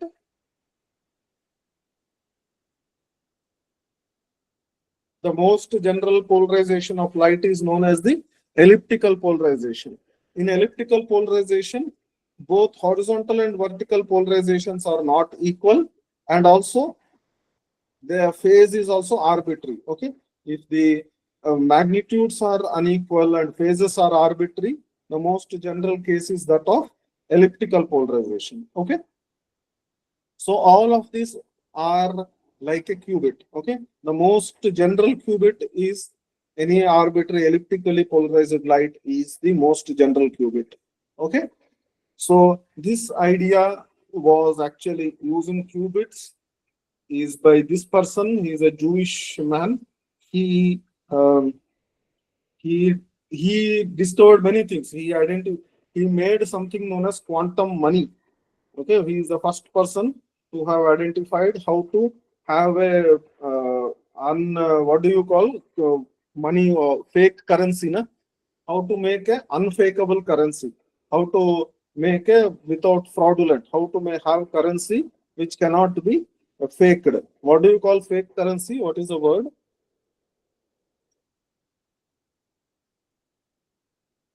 Yeah, the word I'm missing. So when you make fake notes, okay, he identified a method using polarization for making unfakeable notes, currency notes. For this was in 1970. Only a theoretical idea. It is not a practically implementable idea. But maybe a few years down the line we will have quantum money also. But even today it is very difficult to achieve. But he gave this idea in the 1970s, and this led to many quantum key distribution, many other quantum communication algorithms. And very strangely, he quit. He was in US, Jewish person. He immigrated to Israel and worked as a vegetable vendor. It seems. Okay, he became very religious, so he quit academics. He quit science. He went to Israel, become a Judaism scholar, and he worked as a vegetable vendor also for some time. So very interesting character. Yeah. So all of you are following. All of you are with me until now.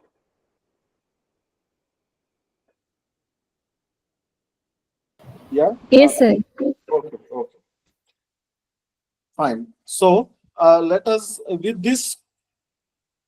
Excuse me.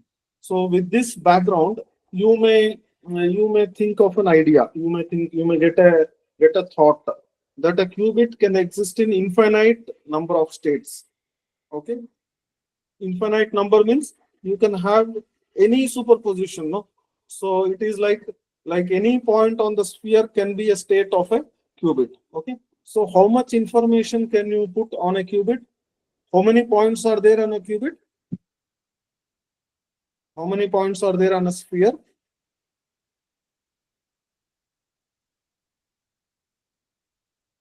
Anybody?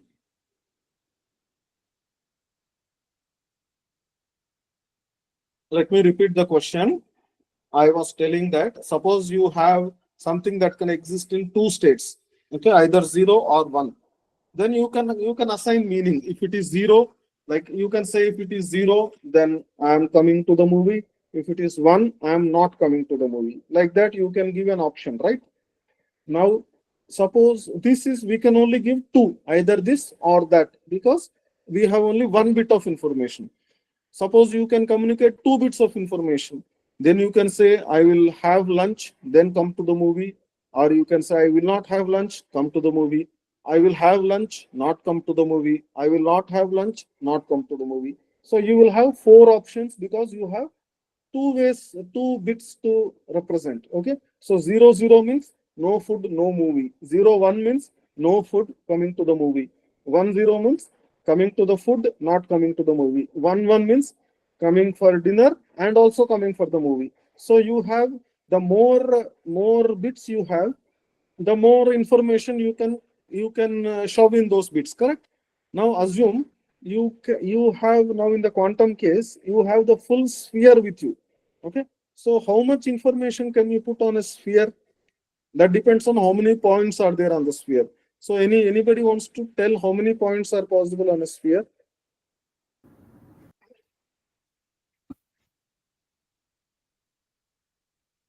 Is it area of the sphere? Yeah, you are right, because the question is deliberately, it is not a good question, because there is no question of counting the number of points. So potentially how many points are there?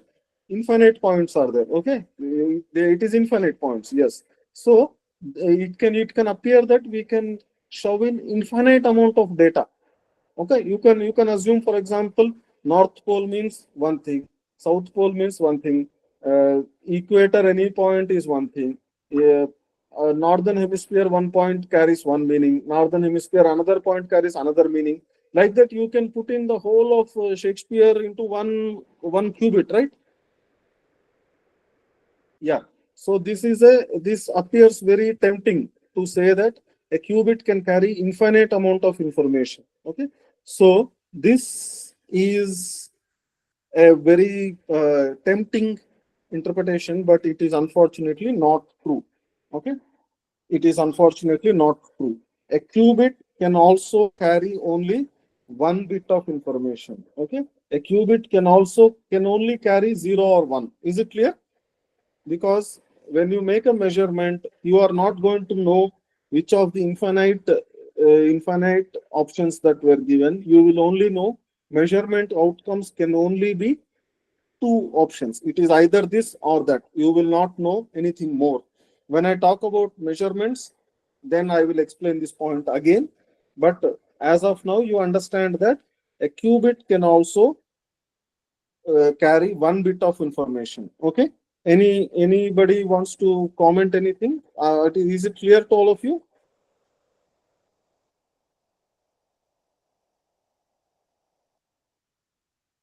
Anybody? Yes, sir.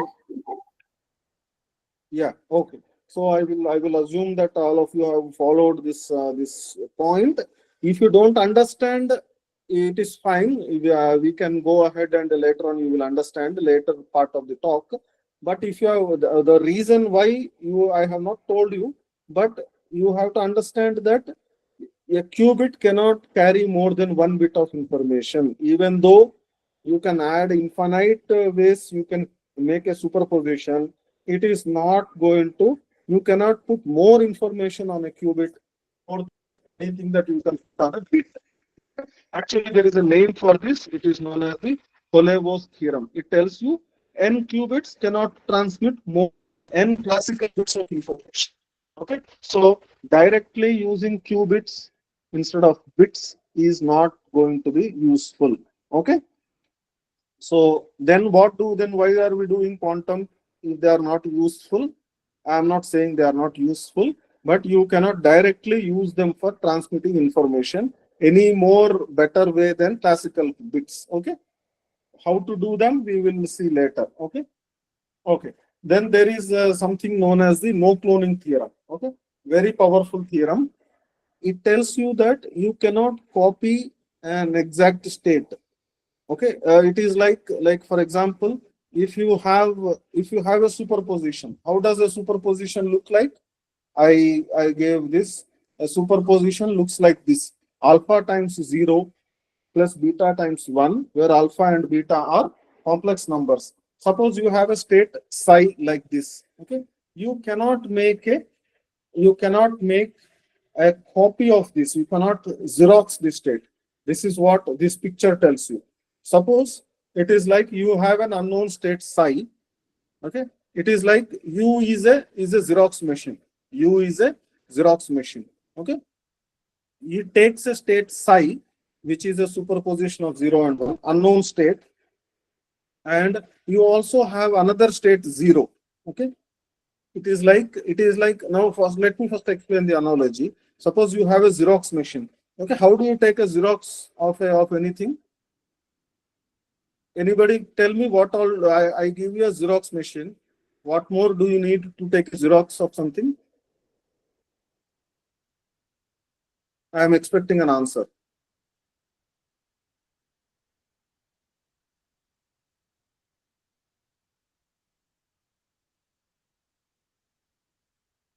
Okay, fine. There is no complex logic here. I'm only asking, how do you take a Xerox? What do you need for a Xerox? You need a Xerox machine, and you also need a blank paper, right? And what do you get after Xerox?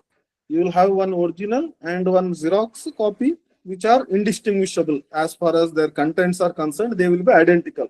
That is what a good Xerox machine should do, right? So here, U is such a Xerox machine. If it existed, okay, the whole point is that such a Xerox machine does not exist. What if it existed? What it should do? It should take a state phi, and it should that file come out as phi. Like once you put a Xerox, once you put your original will come back as original, but the blank paper, which is the 0 here, this blank paper also now should become the state phi. It should become the same copy of the state. Okay, this is what we want. This is what our expectation is. Okay, but turns out you cannot make a copy of these states. You cannot make copies of unknown quantum states. You cannot make. This is known as the no cloning theorem. All of you are understanding this point? No cloning theorem tells you that it is impossible to create an identical copy of an arbitrary unknown quantum state. Okay, there are 2-3 words here. Arbitrary, unknown. It has to be, that means if psi is known, if you know what is the state, you can make a copy. But if you don't know, then there is no general purpose Xerox machine of a quantum state. Okay, this is a very powerful statement. Okay, there is no general purpose Xerox machine. It is like if there were no cloning theorem classically, what it would have meant is that for every document, there should be a different Xerox machine. Okay, quantum mechanically, it is like that. For every state, there is a different Xerox machine. A Xerox machine that will take a printout of your students, your kids' homework, your daughter's homework, cannot take Xerox of your project work. Okay, or your whatever report that you are writing. Okay, that does not happen, right? You whatever be the paper, your classical Xerox machine can take. But quantum mechanically, there is no universal Xerox machine that can duplicate the contents of a state to another state. Okay, this is a powerful theorem that tells you, that goes by the name no cloning theorem. It has a lot of applications. In security, it is very important because since you can no longer copy the state, you can be sure that nobody else is going to make a copy. When you are sending a secret message, nobody can copy that message. Okay, nobody can take a Xerox. It is like assuming you are conducting an exam. Then if you have a quantum, if you write your encode your questions on a qubit, then nobody can make a Xerox of that qubit. You need not worry that your paper is somebody is stealing and taking Xerox of your paper. Okay. Likewise, this is a good thing. In security, in quantum cryptography, no cloning theorem is advantageous, but it can have disadvantages also. Where it will have disadvantage? In error correction. In error correction, classically, how do we do error correction? Suppose we duplicate. We make, instead of one copy, we make 3 copies, so that even if 2 of them are lost, 1 of them will survive. But quantum mechanically, you cannot make multiple copies of the same state because of the no cloning theorem. So quantum mechanically, there is a problem in quantum error correction. You cannot do error correction directly by this. So error correction in quantum is a very involved subject because of no cloning theorem. You cannot just like that add redundant bits. You cannot add. You cannot just duplicate your data and assume that some of them will survive, because duplication is like cloning and you cannot clone the data. Okay. And similarly, quantum repeaters also. There are repeaters, no? When your signal slows down, you copy the signal into some other thing and you amplify that. But quantum mechanically, you cannot have quantum repeaters directly. Okay. There are some other methods which I will explain to you by the end of this lecture. Okay. Now we are going into what is the meaning of quantum measurements. Okay. Okay. Why this picture of why Hollow bound is there? Why information capacity of a qubit is only, I told you, information capacity of a qubit is only 1 bit. A qubit cannot carry more than 1 bit of information. Why is it? It is because of measurement. Okay. What happens is, no matter what your superposition is, position alpha 0 plus beta 1, that is your state psi. Okay. When you make a measurement of this in this basis, okay, every time when you say measurement, it is, you have to tell in which basis. Okay. In the 0, 1 basis, if you measure, you will get 0 with a probability of mod alpha square, 1 with a probability mod beta square. You will not get any other answer. You will either get 0 or you will get 1. You will not get any other answer, because you are making the measurement in the 0, 1 basis.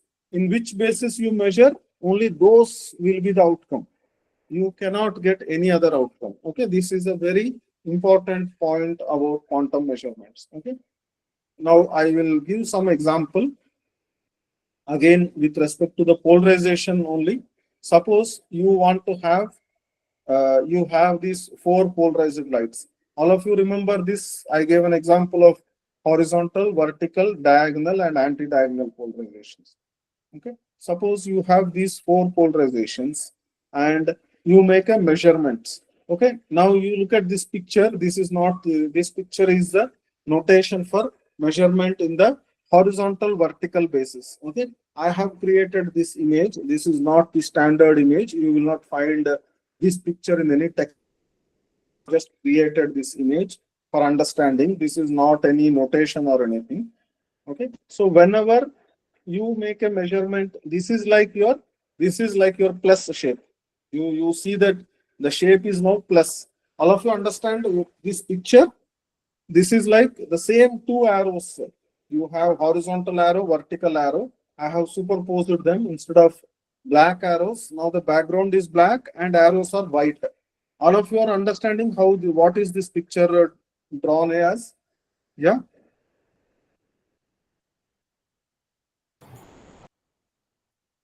Yes, sir. Okay. Okay.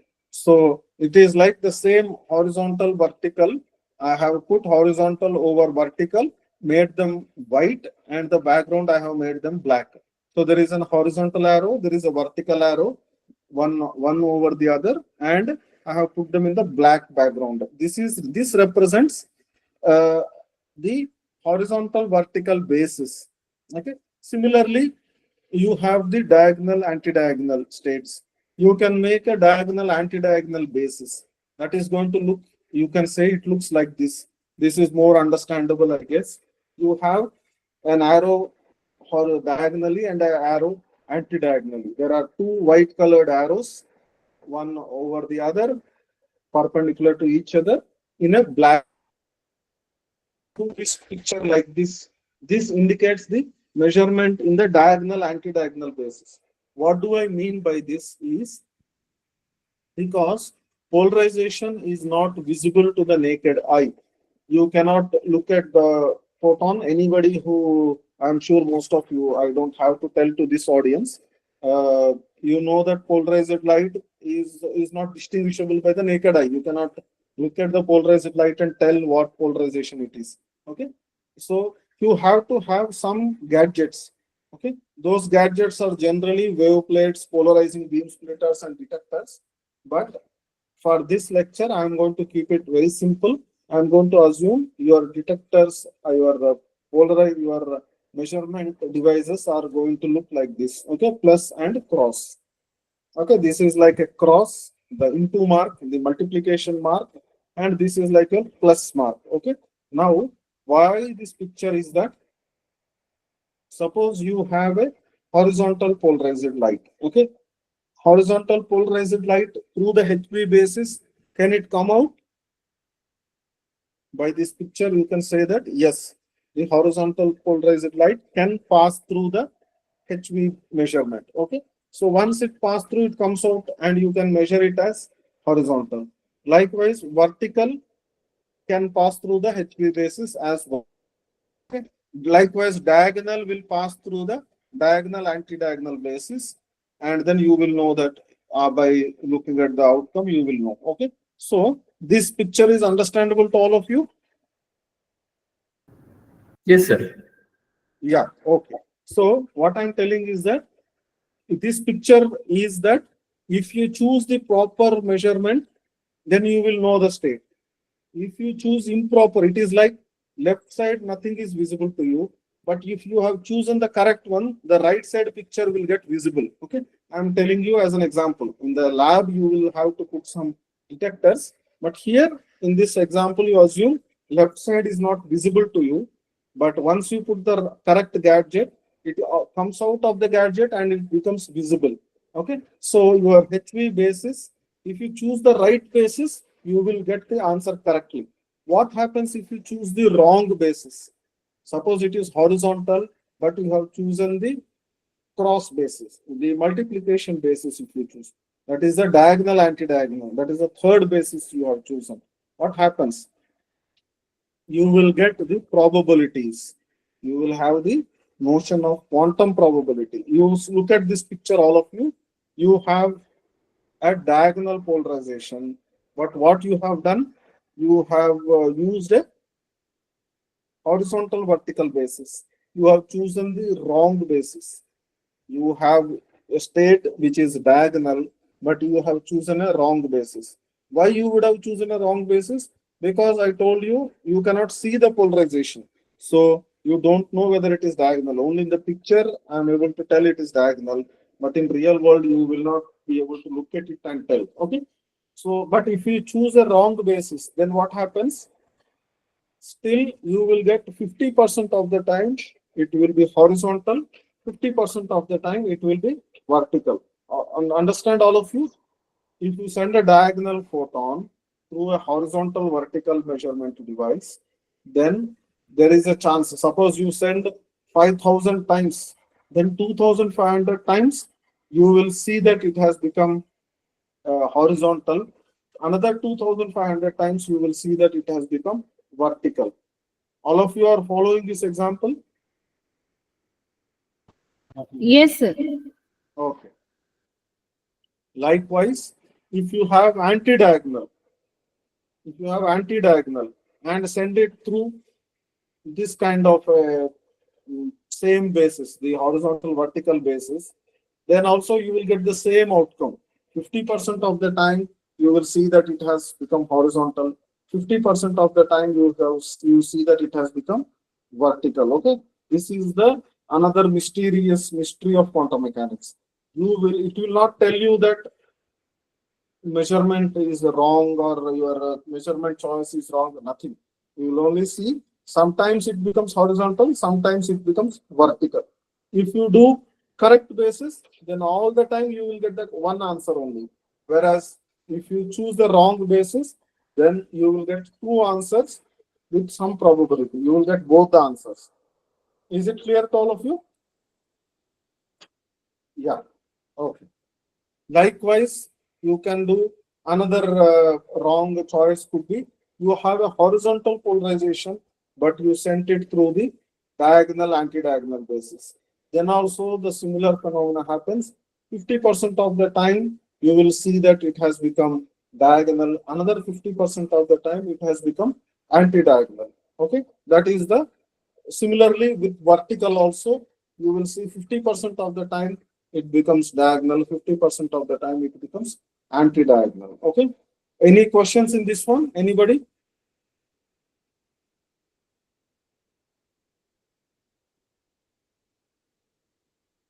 Okay, let me proceed. I am going to ask this question.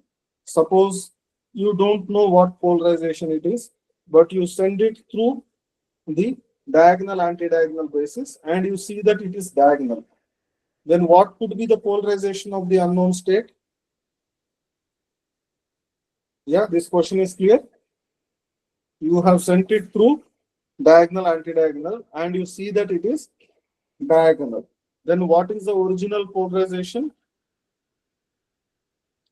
The original polarization could be diagonal itself, or it could be horizontal, which has become diagonal, or it could be vertical and it has become diagonal. Okay, all we can say is that it is not anti-diagonal. Okay, so in quantum mechanics, one measurement will not tell you anything concrete. Is it clear, all of you? You see here. Yes, sir. Yes, sir. Yeah, you see here, horizontal will also give you, sometimes there is a probability of getting diagonal. Vertical also will give you diagonal. And diagonal will definitely give you diagonal. Look at the third picture. Diagonal will definitely give you diagonal. Horizontal also gives you diagonal 50% of the time. Horizontal will also give you diagonal 50% of the time. Vertical also will give you diagonal 50% of the time. So all you can say is what it is not. You can say it is not anti-diagonal. If you get a measurement outcome as diagonal, all you can say is it is not. Anything more you cannot say. Is it clear? With one qubit, you cannot tell, you cannot know the state of one qubit. With one measurement, you cannot tell what it is. You have to have multiple states, identical states, then you can tell something. Okay, like you have to do the same. You should have 100 photons of the same polarization, then you can tell what is its polarization. If you have one photon, somebody gives you one photon and asks you what is its polarization, you cannot tell anything. Okay, okay, then let us look at quantum entanglement. This part I have discussed earlier. Entanglement is that your whole system is in a definite state, but its parts are not in a definite state. Okay, like for example, okay, I will explain with some examples instead of just talking about theory. Okay, that means there will be some correlations in entanglement. There will be some non-classical correlations. I will give you examples. All of you pay attention. It will be interesting. All of you enjoy what is being told. Okay, first let us come to what could be the correlations that are possible when you have an entangled particle. What is this picture? One on red planet. Red planet is what? Mars. What is this planet on the right side?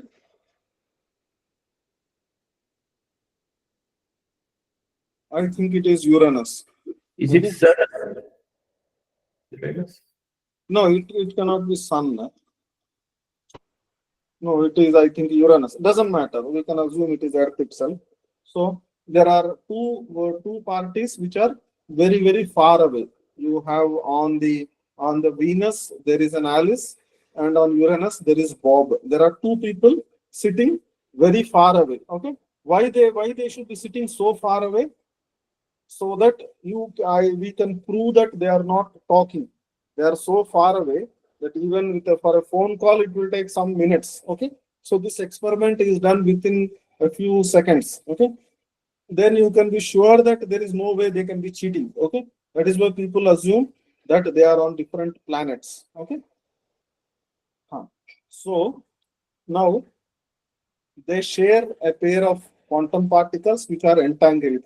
All of you are following. Both of them are very far away, and they have two particles. Alice has one particle. You can see in her hand there is a yellow color ball, and Bob also has an yellow color ball in his hand. These are quantum particles. What are they? They are entangled. Okay, their state is like this. Okay, I am now describing what interesting things can happen if they have such an entangled state. You can ask this question: how did they share this? Okay, if they are so far away, then how come they managed to get this? You can assume that when they were leaving from Earth, somebody has given entangled the two particles, given one to Alice and sent her to Venus, given another part to Bob, and he is sent to Uranus. All of you are clear with the setup? Yes, sir. Okay. So now once they have such an exchange of qubits, then what happens is they will make measurements. I told you, na, you can always make measurements. Suppose 0, 0 plus 1, 1 is like horizontal, horizontal plus vertical, vertical by root 2. That is the polarization of the full state. Okay. Then what happens is that this. Okay. Now look at this one. Suppose Alice decides to make a measurement on her qubit in the standard basis, that is in the 0, 1 basis. Then Alice will get either 0 or 1. Okay, because her state is in. Suppose Alice gets a 0. Okay, you look at this picture, the yellow colored is the outcome. Okay, Alice gets a 0. And Bob also makes a measurement. Then it so happens that Bob will definitely get a 0. If Alice got a 0, Bob also will get a 0. Okay. Although there is no way for Bob's particle or Bob to know that Alice made a measurement on her particle, she got a 0, so I should get a 0. There is no such measurement. They are very, very far away. But if Alice's measurement gives a 0, then Bob's measurement automatically, you can be sure. Alice can be sure once she gets a 0, Alice can be sure that if Bob makes a measurement, he is also going to get a 0. All of you are clear about this? All of you have understood? I am waiting for an answer. Yes, sir. Yes, sir. Yeah. Okay. So this is the quantum mechanical quirkiness, strangeness. Suppose Alice gets 1, then Bob automatically will get a 1. Okay, he cannot get a 0. Alice getting 1, then he cannot get a 0. It is like Alice is forcing Bob's outcome. Alice cannot choose her outcome, but once whatever outcome comes for Alice, once Alice gets 1, then automatically that is forcing Bob also to get a 1 whenever he measures. But Bob is nowhere close. Bob is there very, very far away. He could be in a different galaxy where the light itself will take millions of years to reach. But still, whatever measurement outcome Alice gets, that will force the outcome of Bob also. That will fix the outcome of Bob. Okay. So outcomes are identical irrespective of the separation. So once you have an entangled state, either both of them get a 0, 0, or both of them will get a 1, 1. There is no way to get one of them 0, other is 1. Why there is no such thing? Because the superposition is 0, 0 plus 1, 1. That means both are zeros or both are ones. The outcomes are always same. That is what this state is. Okay, so you cannot tell what is the state of Alice. She can get a 0 or 1, but immediately Bob's outcome also will be 0 or 1. Outcomes are identical. Okay, it does not depend on who measures. This is another point. Don't assume Alice is forcing something. If Bob measures first, then the same thing happens. And that forces the outcome of Alice also. Okay, this is the feature of quantum mechanics. Okay, this is all right, but suppose this is not just this one. This is not the only shocking thing. This is, suppose Alice decides to make a measurement in the diagonal basis. Okay, that is in the plus minus basis. Okay, that is in the cross basis that I told. Then he will get an outcome of plus. Then if Bob makes the measurement in the same basis, he will also get the plus outcome. Likewise, if Alice gets a minus outcome, Bob also will get a minus outcome. So this correlation of measurements is, see, what is the difference between this setup and this setup?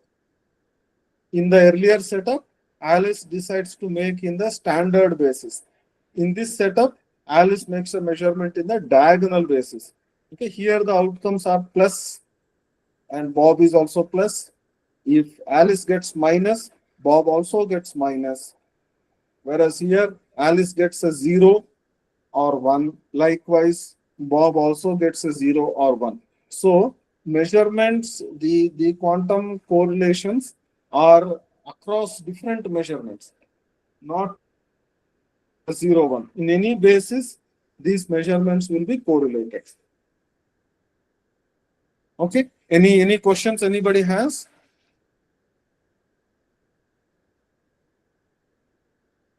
Okay, fine. Let me proceed if you have no questions. Okay, I am telling something very interesting, but slightly difficult notion. So I have picked up a good example from the internet. Okay, so here you have, for example, you have a Venn diagram. All of you are able to see this Venn diagram? Yes, sir. It's visible. It is visible. Great. Okay, so you see there are three events. W is the weather is sunny. Okay,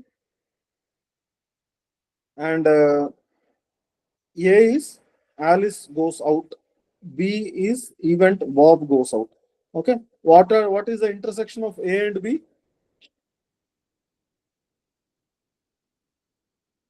What is the meaning of A intersection B? So it's both Alice goes out as well as Bob goes out. Exactly. So it is Alice and Bob both go out. Okay. So this tells you A intersection B is Alice and Bob goes out.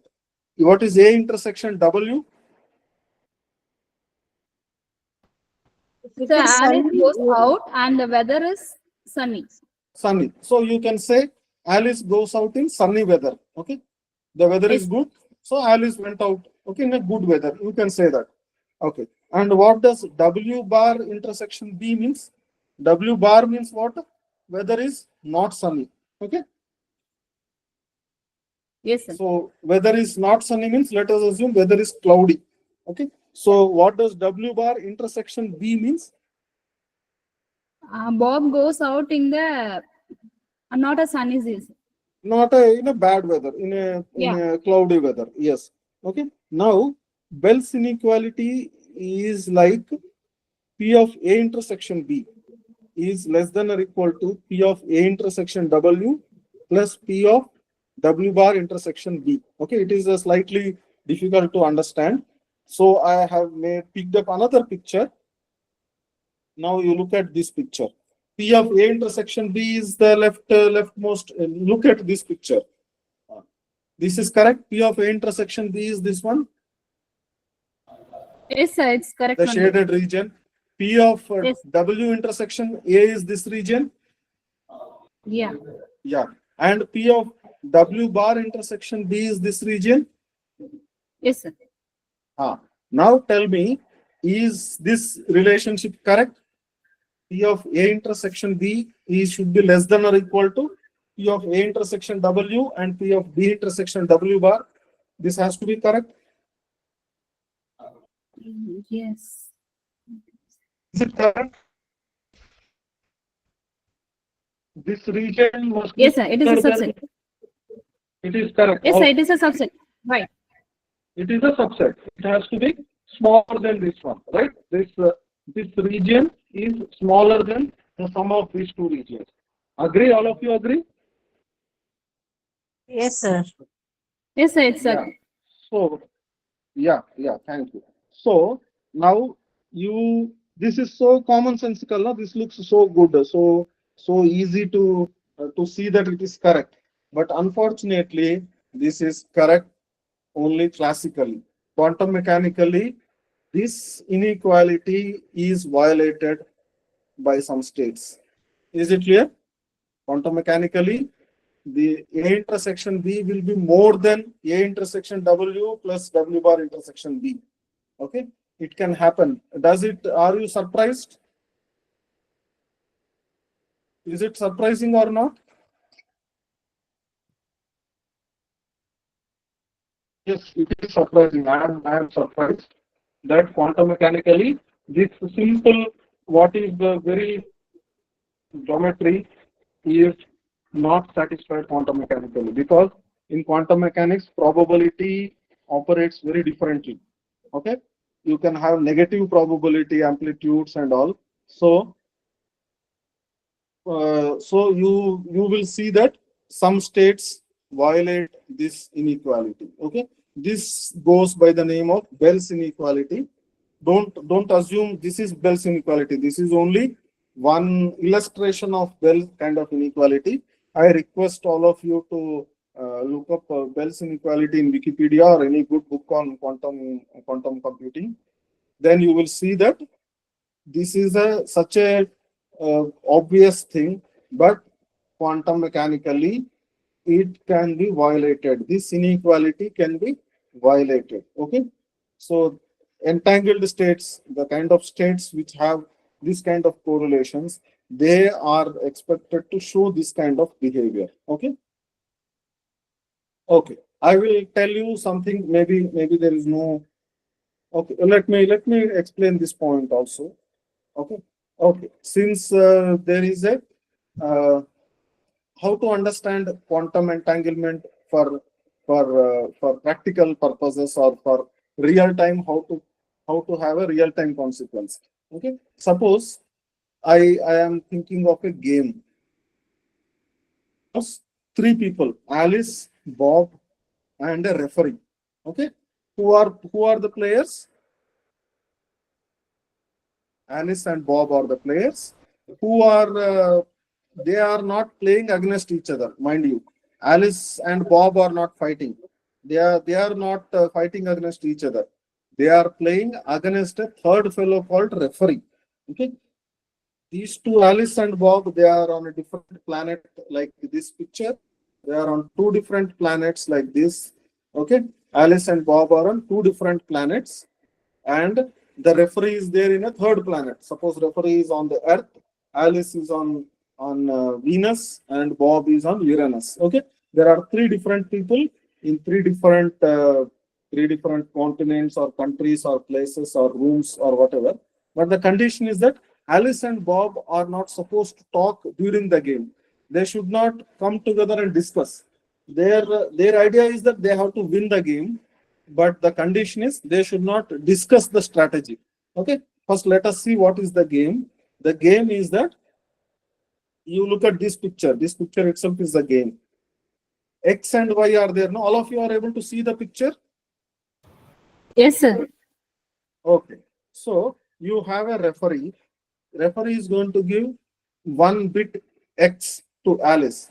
X is a bit. A bit can contain a value 0 or a 1. So forget about quantum mechanics. There is no quantum. All of you listen carefully. There is no quantum. You can tell this game to your kids also. This is a simple game. Even fourth class, fifth class kids also can understand this game. Okay. So Alice, his referee gives Alice the bit X. X can be 0 or X can be 1. Okay. Likewise, he gives to Bob Y. Y can be 0 or Y can be 1. Okay. He gives 2 bits each to X and Y. Alice can see what is her bit. He knows, okay, he has given me 0. Suppose X is 0, then Alice will know he has given me 0. Bob will know, okay, he has given Y is equal to 1. Bob will not know what our referee has given to Alice. Alice will not know what referee has given to Bob. Okay. So that is why I told they are on different planets. They cannot phone call each other also. Okay. Now, what is the game? The game is Alice can look at her X and she has to give a bit A back to referee. And Bob also have to give a bit B to the referee. All of you understand? Alice takes X from referee and gives A. Bob takes Y from referee and gives B. Okay. Alice and Bob will win when X or Y is equal to A exclusive or B. You understand? X and Y. You understand what is X and Y? Yes, sir. Yes, sir. Yeah, okay, good. X and Y means that X and Y are identical. Then it will be 1, otherwise it will be 0. When is A exclusive or B 1? Either both are 0 or either both are 1. Yes, then it will be 0. A plus B will be 0 when either both are 0 or both are 1. So this is the A plus B truth table. When both are 0, it is 0. When one of them is 1, it will be 1. When both are 1, it will be 0. That is A plus B, exclusive OR. This is AND. This is simple. When X and Y both are 1 only, it will be 1. Okay. Now, the condition is that X dot Y should be equal to, that is X and Y should be equal to A or B. Okay. Now, what is the strategy? A and B can, Alice and Bob, before going to their planets, they can talk and decide. Before starting the game, they are allowed to decide whatever strategy. Okay, let us do like this. They can think of a strategy. But once they receive X and Y, they cannot talk. Okay. Anybody volunteer to give a way to win this game? What is the best way to win this game? Anybody?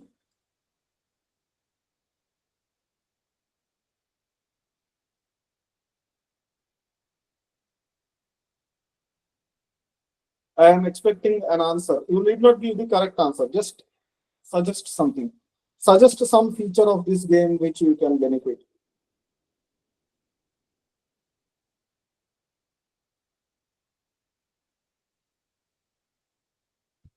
Okay. What is the most likely answer for X dot Y?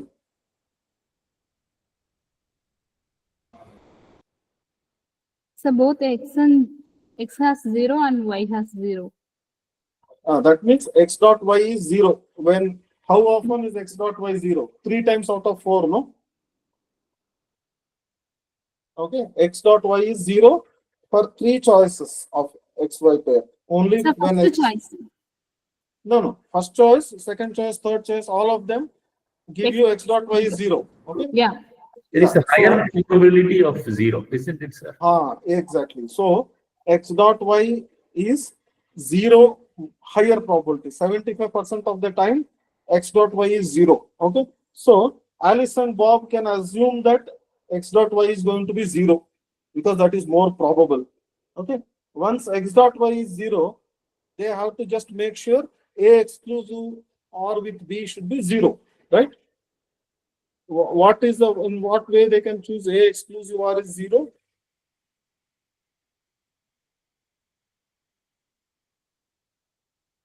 When both are 0 or both are 1. Okay. So, right, they have to make sure A exclusive or B is 0. Why it should be 0? Because that is most probable. They don't know what X and Y he is going to give, but X dot Y is mostly 75% chance of it being 0. So they can assume that it will be 0 and play. If they are unlucky, then they are unlucky, but they can assume that X and Y is 0. Okay. Then they just have to make sure A XOR with B should be 0. That means either they can choose A is equal to B, A is equal to 0, B is equal to 0, or A is equal to 1, B is equal to 1. Is this correct? All of you agree? Yes, sir. Yes. So they just have to select beforehand. Alice and Bob, before even the game begins, without even caring what they are getting, what X they are getting, what Y Bob is getting, they will just decide, no matter what he gives us, we are going to give back 0, 0. Okay, let us assume they decide we are going to give A will be 1, sorry, A will be 0, B will be 0. They decide A will be 0, B will be 0, so that A exclusive R is 0, and then X dot Y has to be 0, which is happening 75% of the time. Okay, so what is the winning, maximum winning probability with this strategy?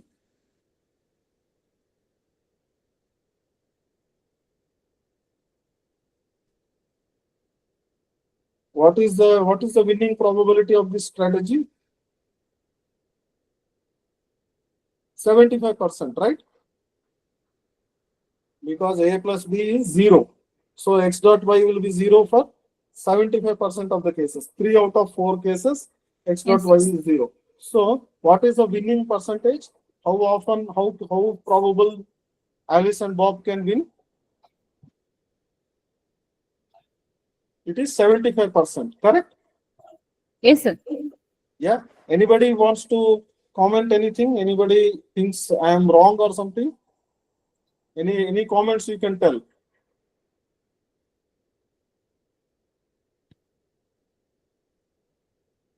Okay. So what I am telling is the best probability for Alice and Bob is to send A is equal to 0, B is equal to 0.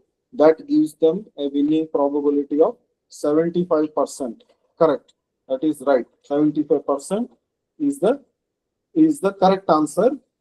When you have nothing else to go by, that is the best classical strategy.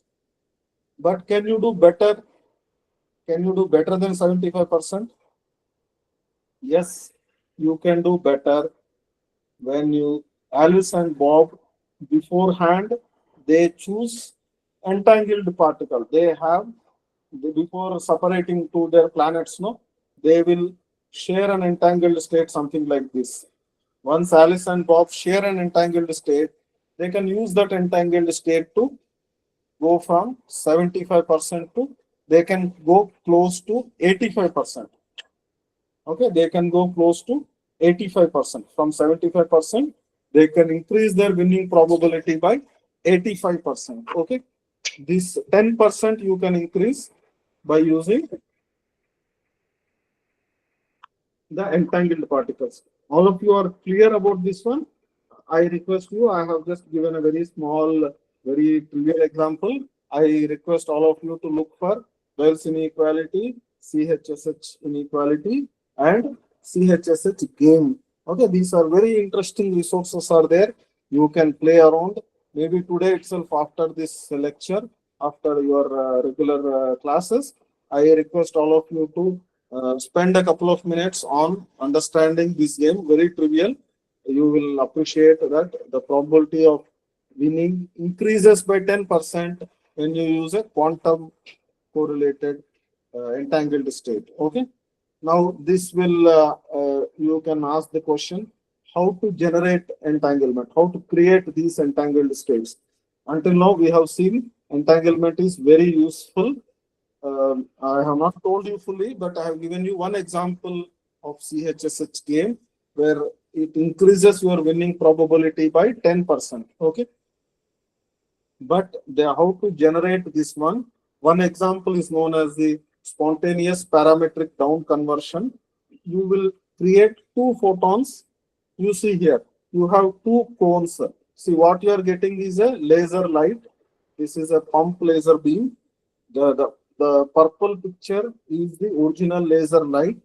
Okay, don't assume the pump is of any color or anything. This is a laser light and it is sent through a nonlinear crystal. That crystal is going to create two cones of the yellow cone is a cone of vertical polarization. That is all the photons coming in that region are vertically polarized. The green colored cone in that region, all the photons will be horizontally polarized. But when you look at their intersection region, okay, where green and yellow regions intersect, there, if you catch the photons that are coming there, okay, this picture is the original experimental picture. The same, this cones, when you look at them in this view, when you look at them along the direction of laser, then you will see that you will get a 8 sign. You will get a 2 circles intersecting. If you look at the points of intersection, there the polarization is sort of both.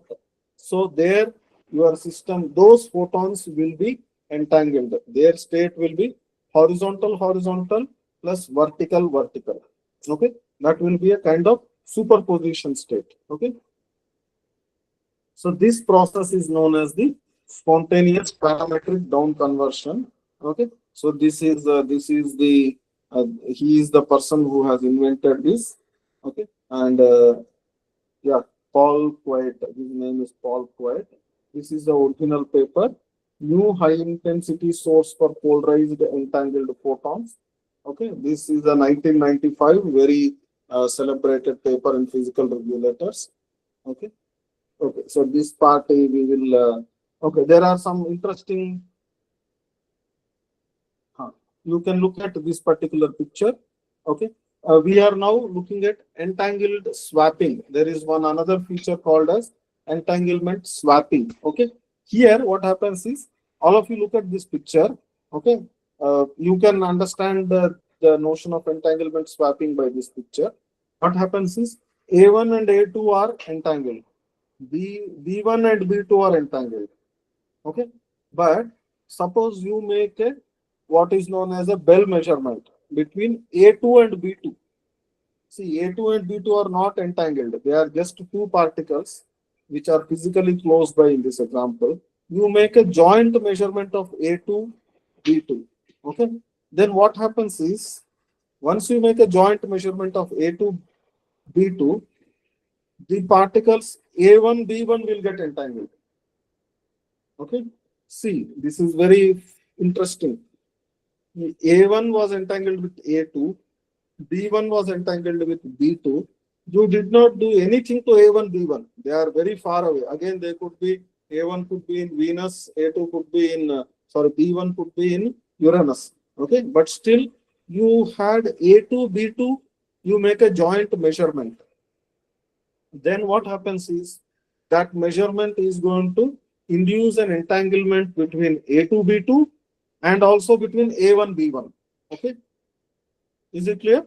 So this is known as the entanglement swapping. Okay. So this is the how the quantum repeaters are going to work. You had entanglement between, look at the first picture, A1 and A2 were entangled, B1 and B2 were entangled. Now you make a joint measurement, also known as the Bell measurement, on A2, B2. That will make A2, B2 is entangled. That is fine. That is not important. What is important is A1, B1 is entangled, which have never interacted. They have never done anything, but they become entangled. Okay. So this is the notion of entanglement swapping. That is, they have swapped their entanglement. Now A2, B2 have become entangled and A1, B1 have become entangled. Whereas originally A1, A2 and B1, B2 were entangled. Okay. This is known as the entanglement swapping. Okay. Again, there is known as the, okay, this part I will skip here. Teleportation also I will skip. I am skipping because there are nice videos on Wikipedia itself. I have picked up a PDF file, so I cannot play these videos, but I suggest you look at Wikipedia of these videos. Okay, this part is how to implement quantum hardware. Again, I guess I have shown some of these pictures in the previous class. Okay,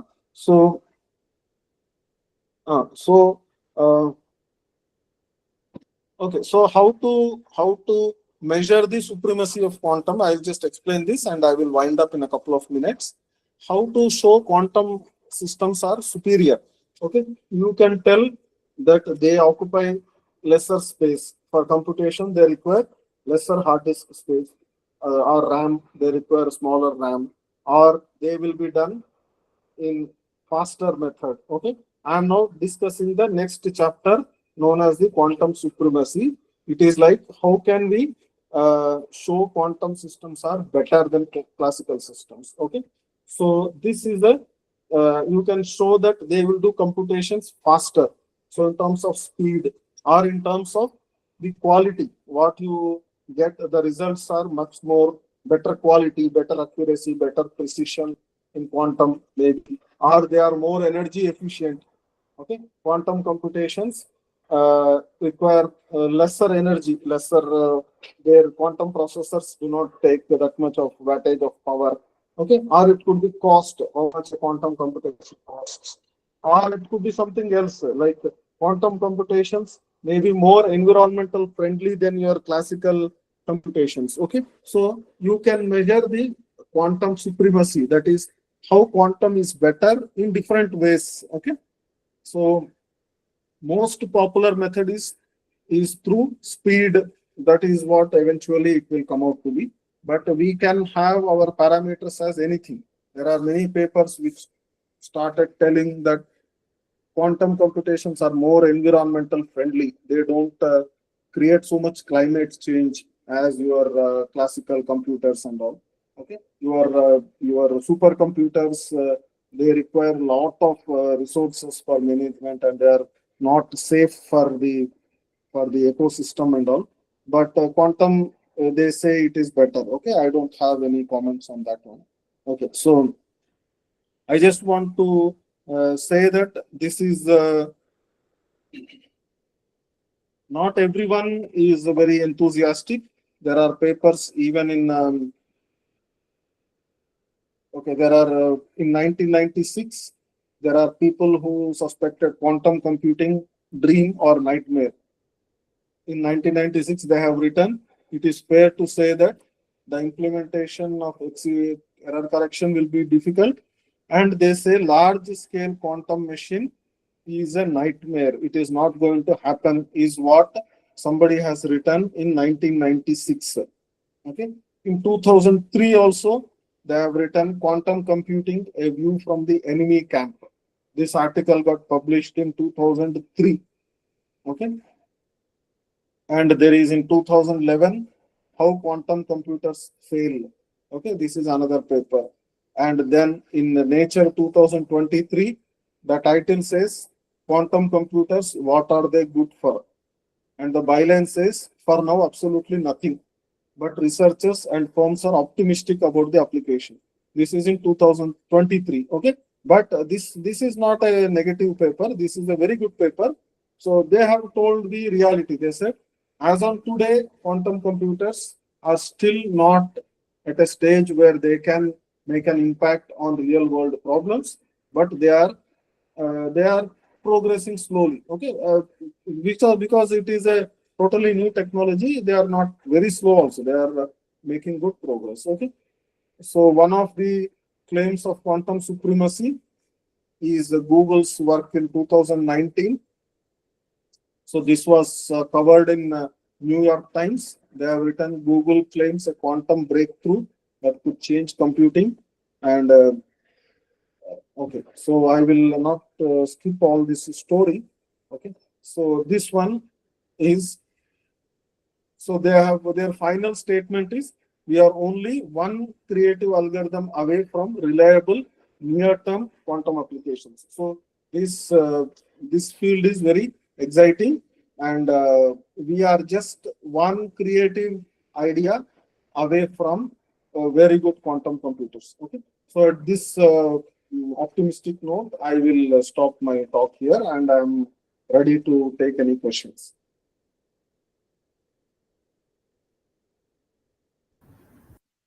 Dear participants, do you have any questions? You can post in the chat box.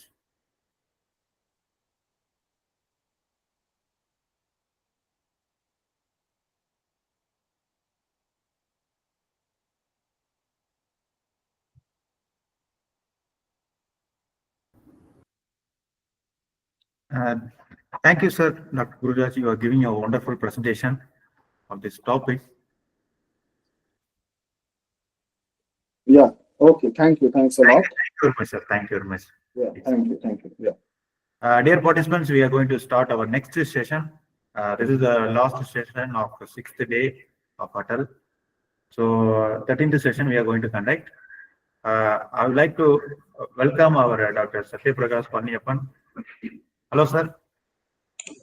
Yeah, hello. Yeah, thank you, sir. It is my privilege to introduce our final resource person, Dr. Satyaprakash Panniyappan, IBM quantum educator and co-founder of Anutandra Solution. He have a very good experience of industrial experience, and also he worked extremely in the quantum education, research collaboration, and industry projects. As an IBM quantum educator, he has been actively promoting the adoption of quantum computing in academic and as a mentor to numerous faculty and students. He will speak on the need for the inclusion quantum computing technology in curriculum for Indian students. His session will be more emphasized for the importance of preparing the next generation of the students with skills in the transformation technology of quantum. Now the session will be handed over to the today resource person. Thank you. Yeah, that was so nice. And yeah, today I'm going to provide a wide range of what are all the applications which comes under in quantum computing.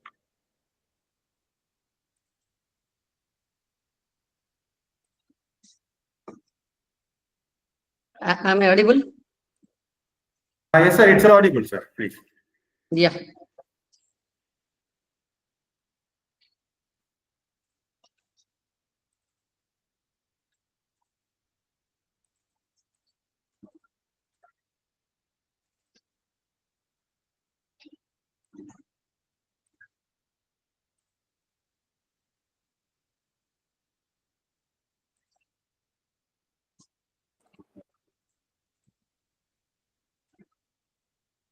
Is it visible now?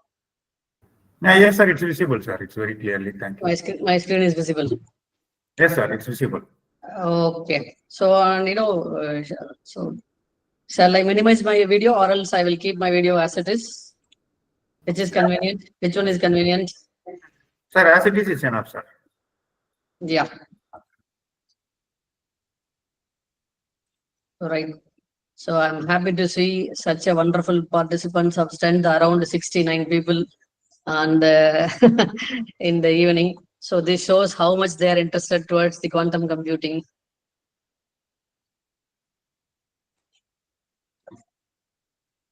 Stop presenting.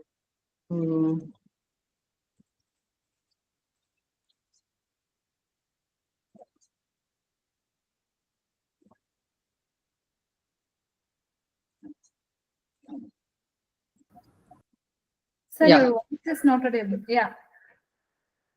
Yes. So I wanted to I'm going to begin with the parts of a quantum computer. As we are familiar with the parts of classical computer, so that is central processing unit, input unit, output unit. So these are all the various components of quantum computer, right? So likewise, quantum computer is also having several components. So classical, we can replace it by quantum processing unit, but input output is going to be entirely different in a quantum computer. So the core part is going to be QPU, and the other one is called control electronics. And the last part, so where we are getting our, I can say it's not getting, we can decoding the output is classical computing interface. Classical computing interface. So this is the reason quantum computer is not standalone. Quantum computing is going to be a hybrid computer always. So where we can do process and do all the operations, but at last in the last measurement, we are going to receive the information through classical computer only. So that is the reason, if you look at the schematic diagram of any quantum computer, all the phases were looking like waveform, which means which are all going to be analog parts. Only the measurement or the classical computing interface is going to be digital. So there is a meter-like diagram you can see. So that is what quantum computer is going to be hybrid, contains quantum processing unit, control electronics, and the classical computing interface. Right. So kindly bear with me. Just I will open the PPT instead PDF. So it would be better. The mouse pointer also will be visible.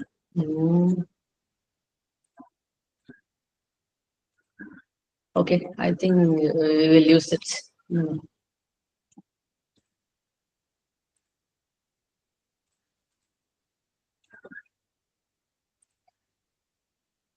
Yeah. So we will move further. So quantum computing, then representation of quantum information bit. In short, we can call it as qubits. The next, this is the important rule, or we can say property of any quantum computer: controllable unitary evaluation, which means the total probability of the system will be always 1. The total probability of the system is always 1. See, any idea? Participants, you have any guess why this total probability of the system is 1? You can put it in chat box.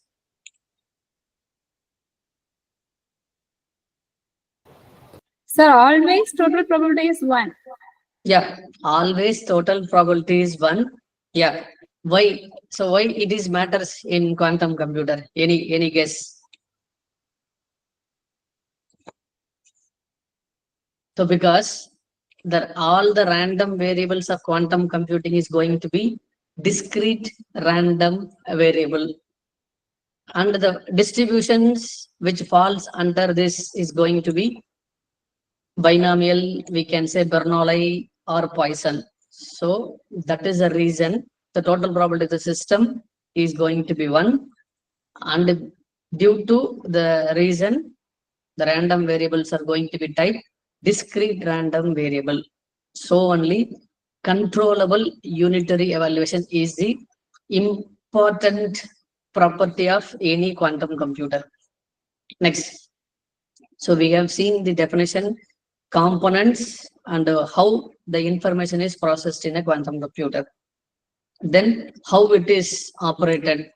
Then intermediate step is going to be preparation of initial qubit state. Preparation of initial qubit state is the next operation is carried out in a quantum computer. The last step, or we can say the final step, is going to be measurement of final qubit states. So which means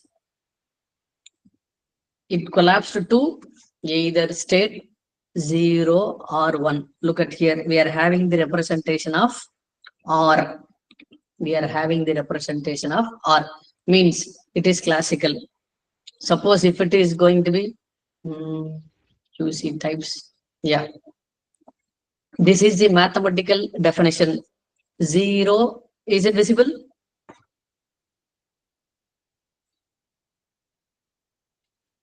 Zero or 1. This is the classical representation, or else we can say what? A system can be possible to be at only one state, maybe 0 or 1. So this is our classical. This second one is what? 0 and 1. So this is a system said to be that it is possible to be exist in both the states. Number 2. This is what our definition of any quantum computing. This is called quantum mechanics.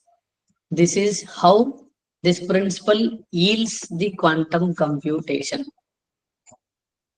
So I have a question, participants. So what is this 0 and what is this 1?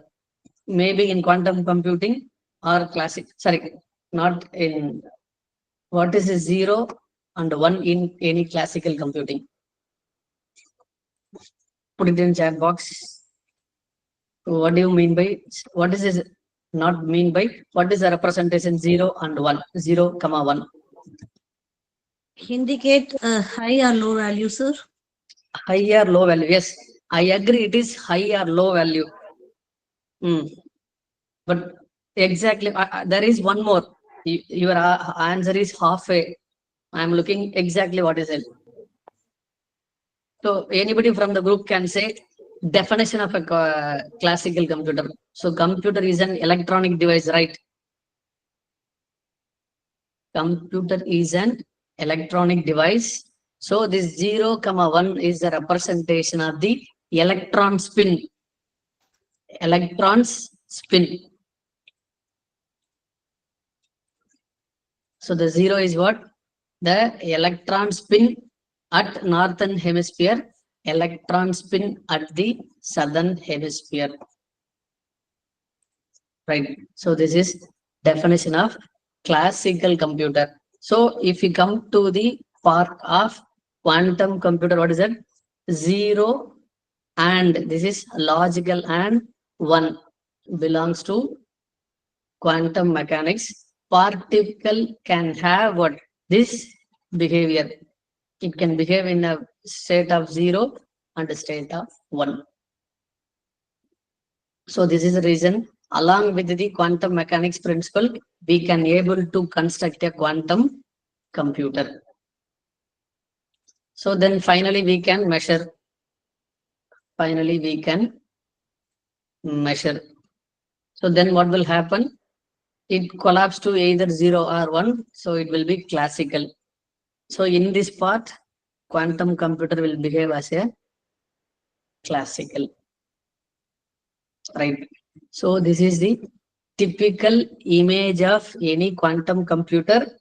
So generally, if anybody specifies quantum computer, it denotes of type superconducting qubit. So generally, if anybody says quantum computer means, generally 90% of the quantum computers are going to be based on superconducting qubits. Superconducting. So this is one type of superconducting quantum computer. Right? You are able to see this quantum computer.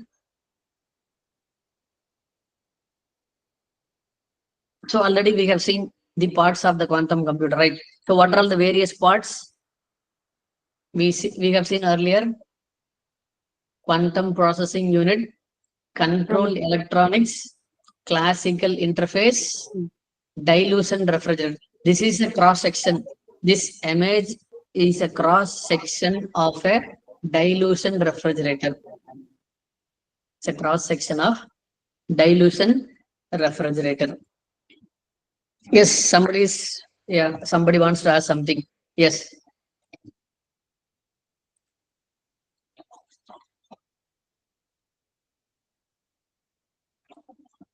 Shall we proceed further? Sir, you can continue, sir, please. Yeah. So this is the typical image of a quantum computer of type superconducting qubits. Right. So next, exactly, we will discuss about quantum processing unit. So quantum processing unit is the vital component where the processor will be situated. It looks like a shiny metallic surface. It looks like a shiny metallic surface. Exactly, we can call it as chip. Then it constitutes all the qubits which process and holds the information.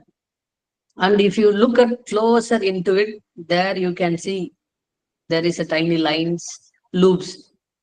So those are all exactly microwave resonators.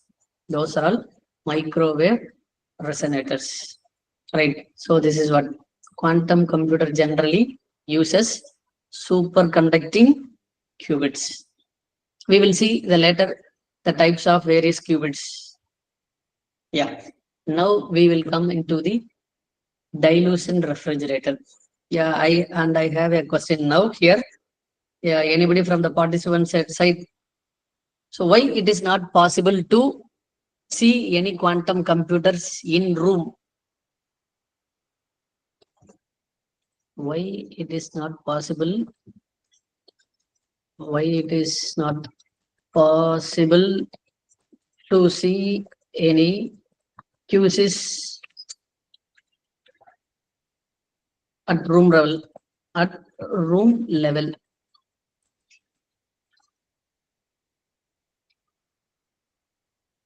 Do you have any idea or any guess?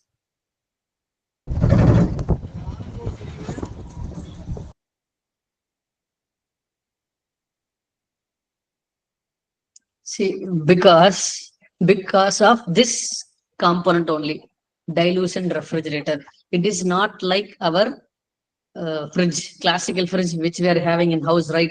The operating temperature of the fridge which you are having in the home is approximately, we can say, 30 degrees Celsius. We can able to handle below, starting from 32, it keeps on what goes to till 0 degree maximum, right?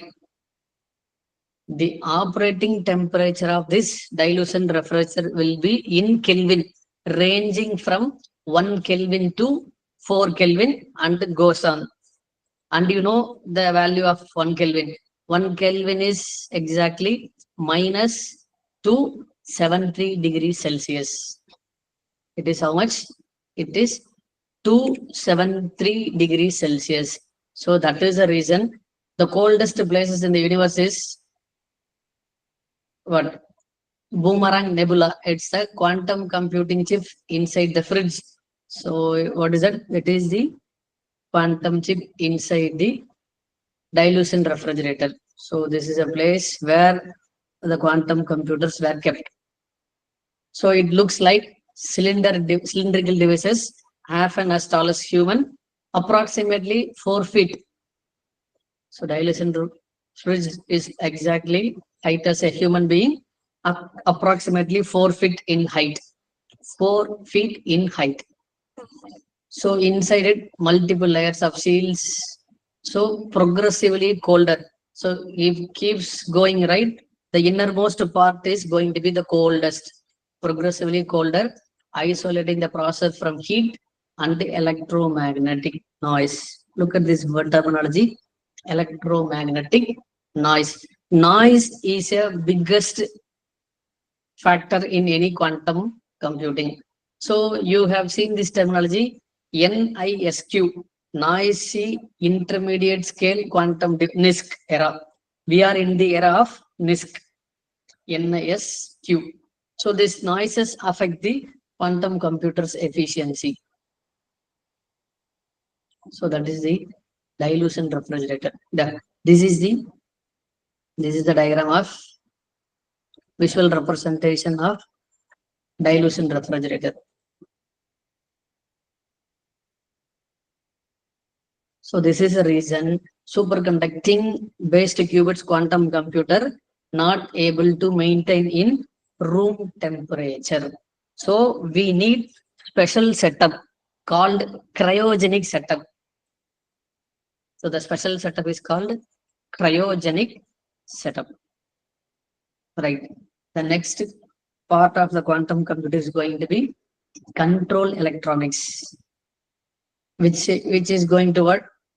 To do something between the quantum processor, qubit, and the remaining lines. So as we see, there is tiny lines.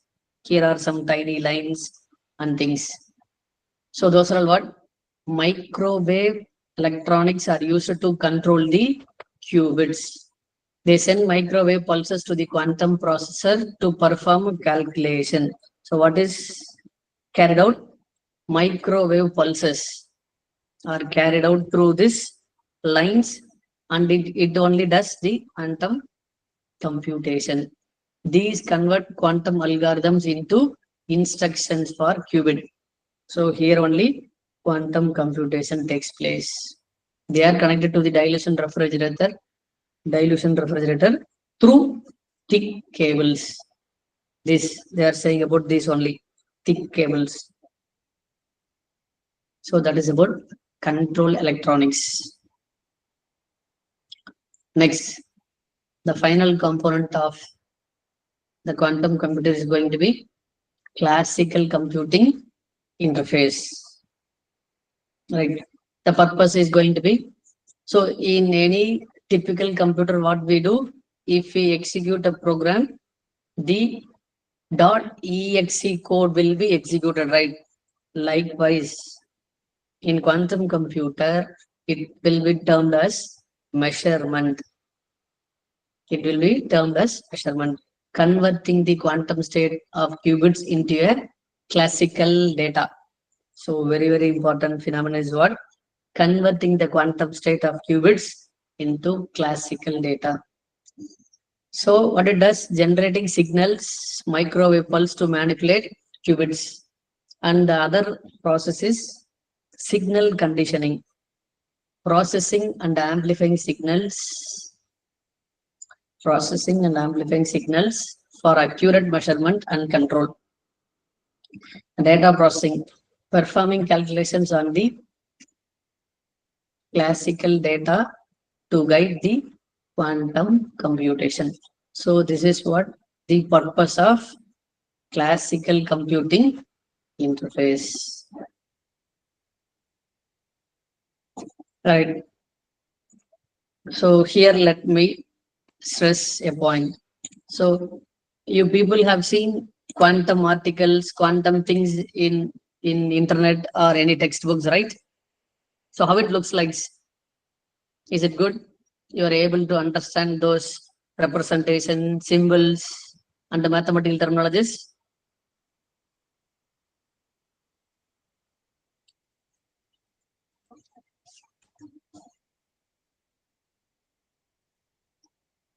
You are seeing some varieties of symbols.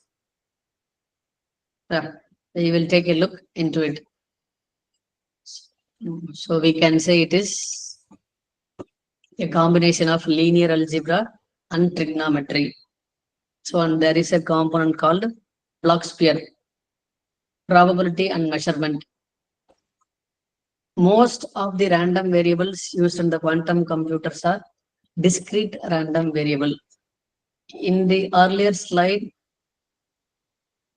we have mentioned about total probability one, right? So this is what that probability and measurement. So probability. So probability here specifies the values held by the variables in quantum computers are going to be discrete random variable, DRV. And against that only we are going to do measurement, quantum entanglement, Fourier transform, and complexity theory. So quantum computing is based on quantum mechanics.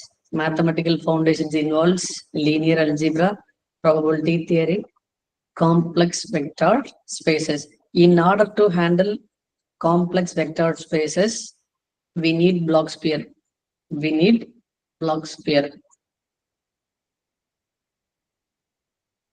Right. I have one more question.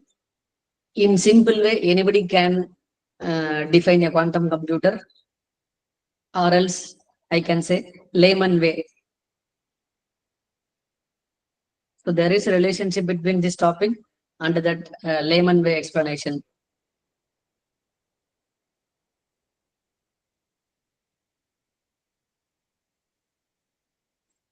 So we can say it is a linear algebra calculator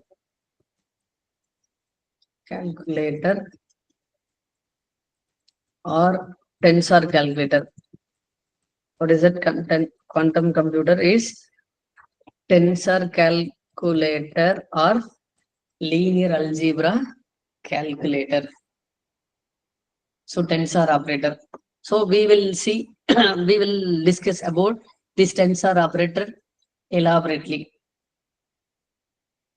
So that is the way to combine vector space. That is the way to combine vector space and used to represent state of a qubit. So unit vector in Hilbert space, higher dimensional space. The problem comes how to deal more than one qubit. So theoretically studying single qubit is fine. It will be good and you feel very comfortable. But in practical, definitely it is going to be more than one qubit. I think you people know about it. Why? Why it is? Why I am suggesting it is more than one qubit? In most of the lectures, you heard about the terminology. What is it?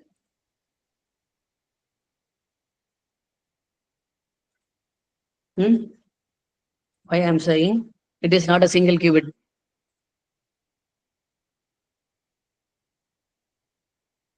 You people heard about entanglement? Yes or no?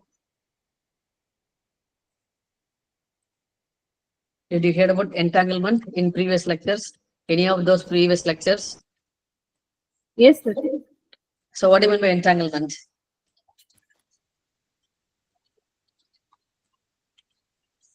Entanglement.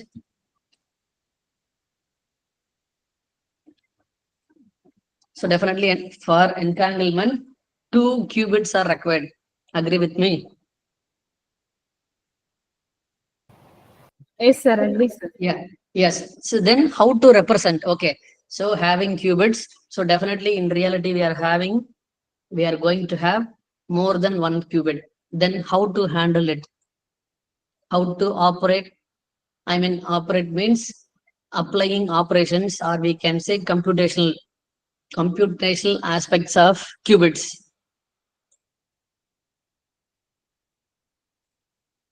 Yeah, we will see about it.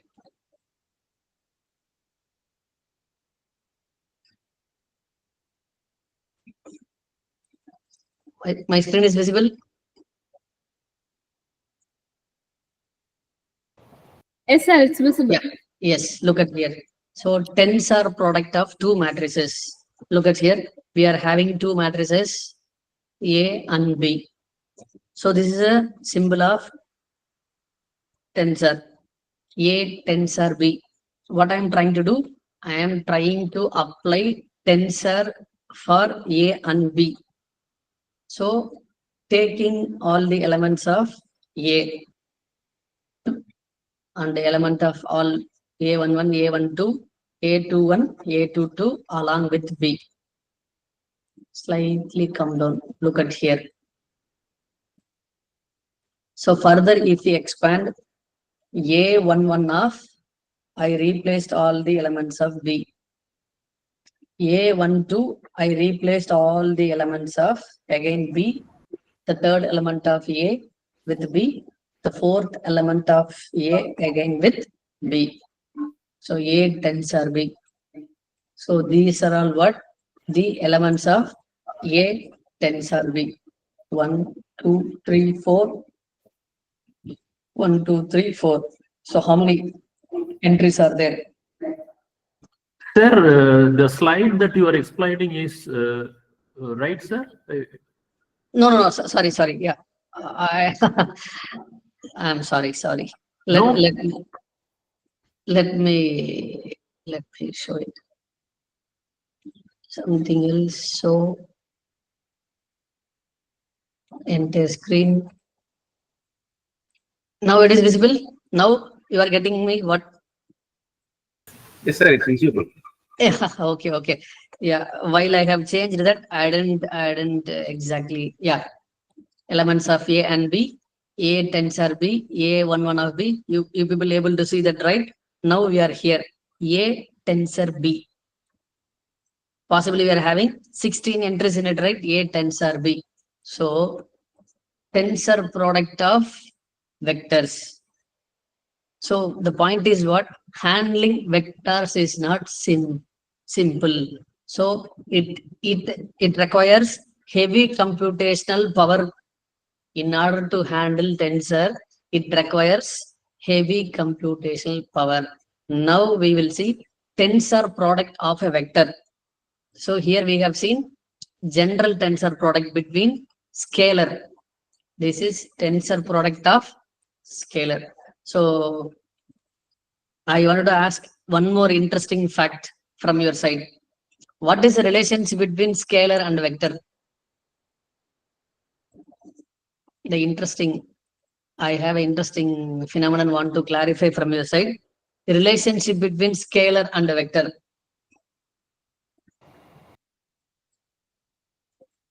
Any guess? Scalar and vector. So if it has only the magnitude, it is a scalar. Okay. That is magnitude as well as direction, it is a vector. okay. Super. Okay. My next question is how to handle a vector through scalar. That is what the beauty. See, we are picking the scalar quantity of vector. If we work it out, again we will end up with a vector. That is a relationship between the scalar and vector. In order to work with vector, picking out only the scalar quantity of vector, then the final product of the scalar is also going to be a vector. Fine. So that is what we are going to do. What? Tensor product of a vector, otherwise Kronecker product. X, vector X, or we can say this notation is called ket notation. Ket X, tensor, ket Y. So we can say inner product XY, ket of X and Y. So in order to expand further, we will place all the elements of X, X1, X2, XH. And we are replacing the values of Y, Y1, Y2, YK. So in between we have provided the tensor operator.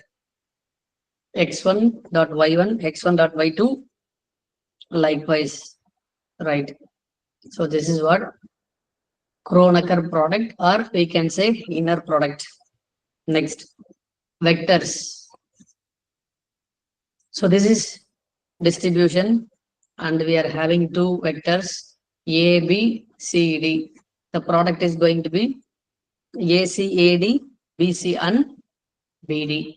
So 20 tensor 31, which is equivalent to 6200. Finally, tensor product of two vectors always produces another vector. Look at here.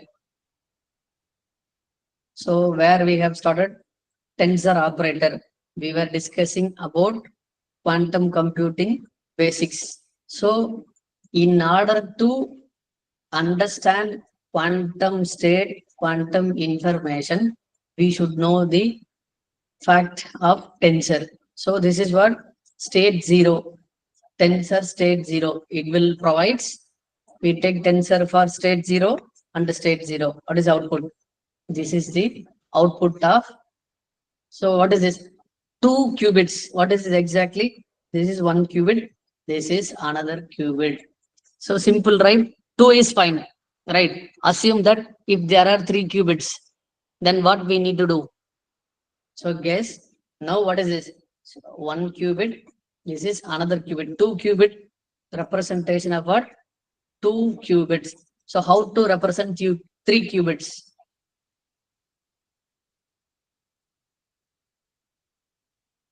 2 to the power 3.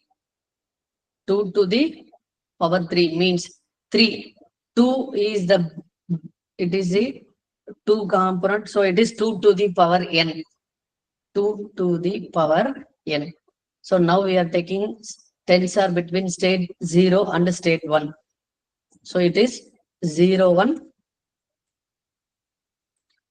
1, 0, tensor 0, 1. We are ended with 0, 1, 0, 0. Right. So note down, you people try it later. So 1, 1 and 1, 0. Try 1, 1, 3, 4, 0, 5, 6, 0.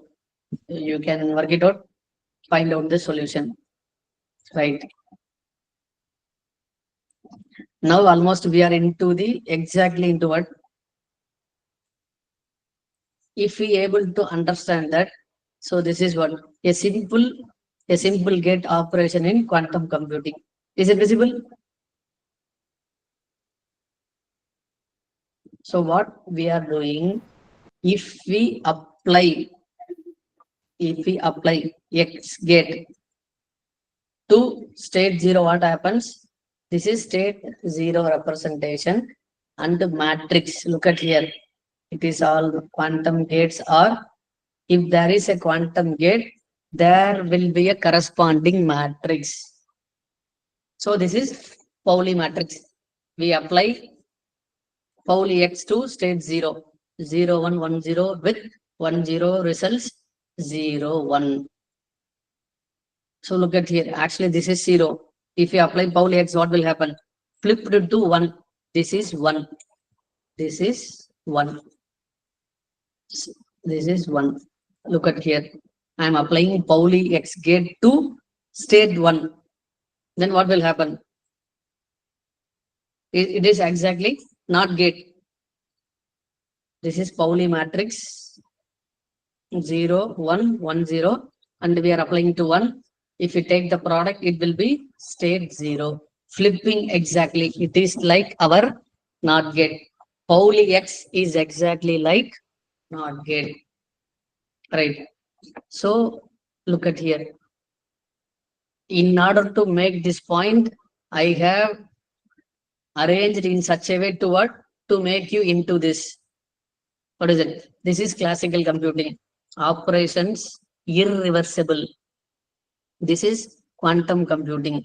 Operation is reversible. States are going to be definite.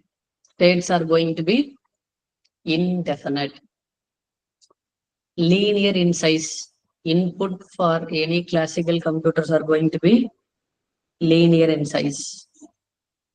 In quantum computer, exponent in size. Input size is going to be what? If the number of qubits increases, what will happen?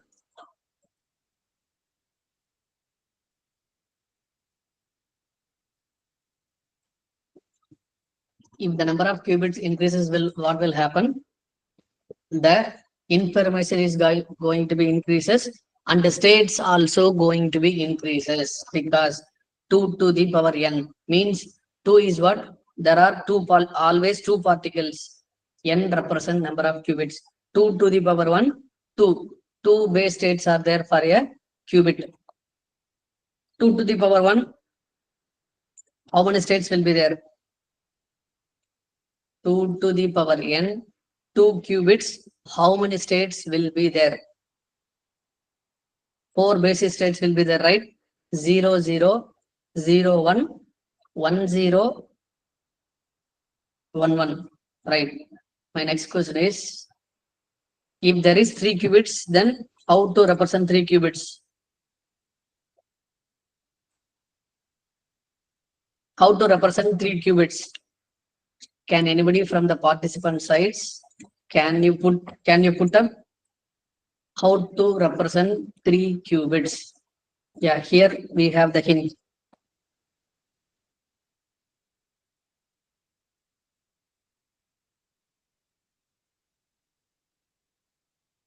Two to the power 3. So n represent qubit.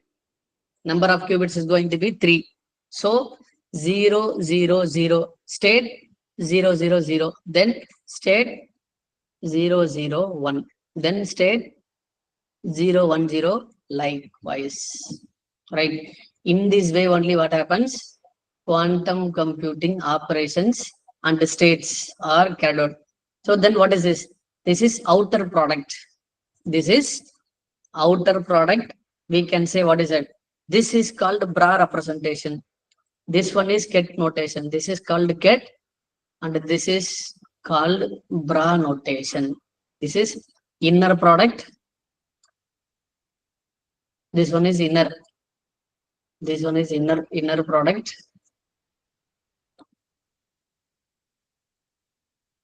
And this one is outer product.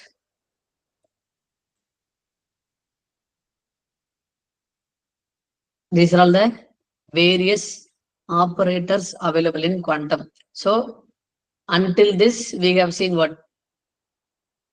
Tensor operators. Until this, we have seen tensor operators. So let us come back to the tensor operator slide. Is it visible? Now you will be able to understand. The problem comes how to deal more than one qubit. Now you understand what is the complexity in dealing more than one qubit. Can anybody from the participant side say what is the complexity in dealing more than one qubit?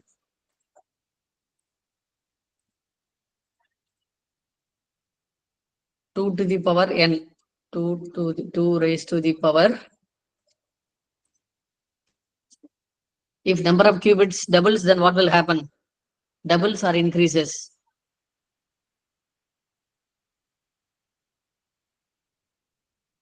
If the number of qubit increases, what will happen?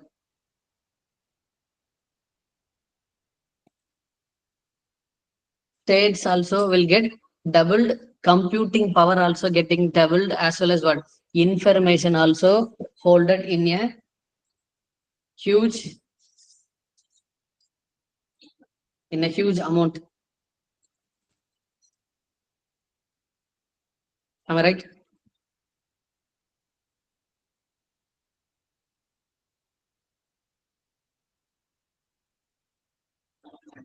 Okay.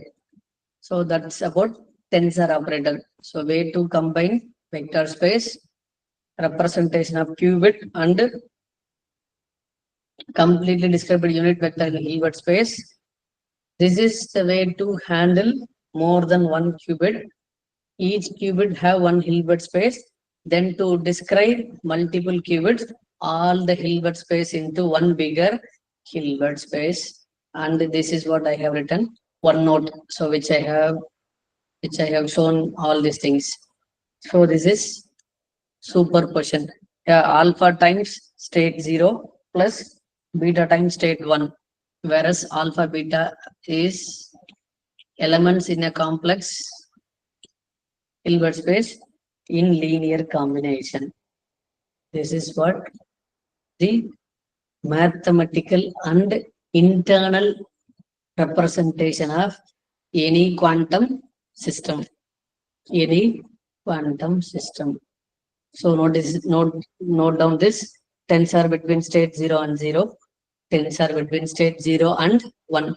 2 qubit representation. This is 2 qubit representation. Try 3 qubit representation. How to write 3 qubit?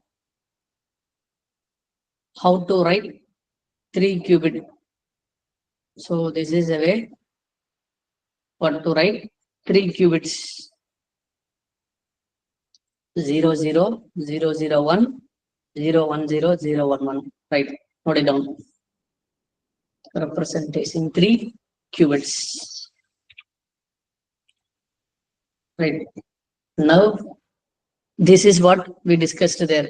Single qubit gates. Pauli X. Pauli X is represented by X. X of state 0 is what? Output is 1. X of 1 is going to be 0. Pauli X gate performs bit flip similar to classical NOT gate. Right. Hadamard gate is represented by the matrix. I think with your quantum knowledge, anybody from your side say, what is the beauty of Hadamard gate? If you already know, tell me, what is the beauty of Hadamard?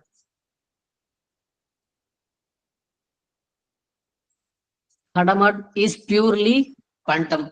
There is no classical counterpart. Yes, yes.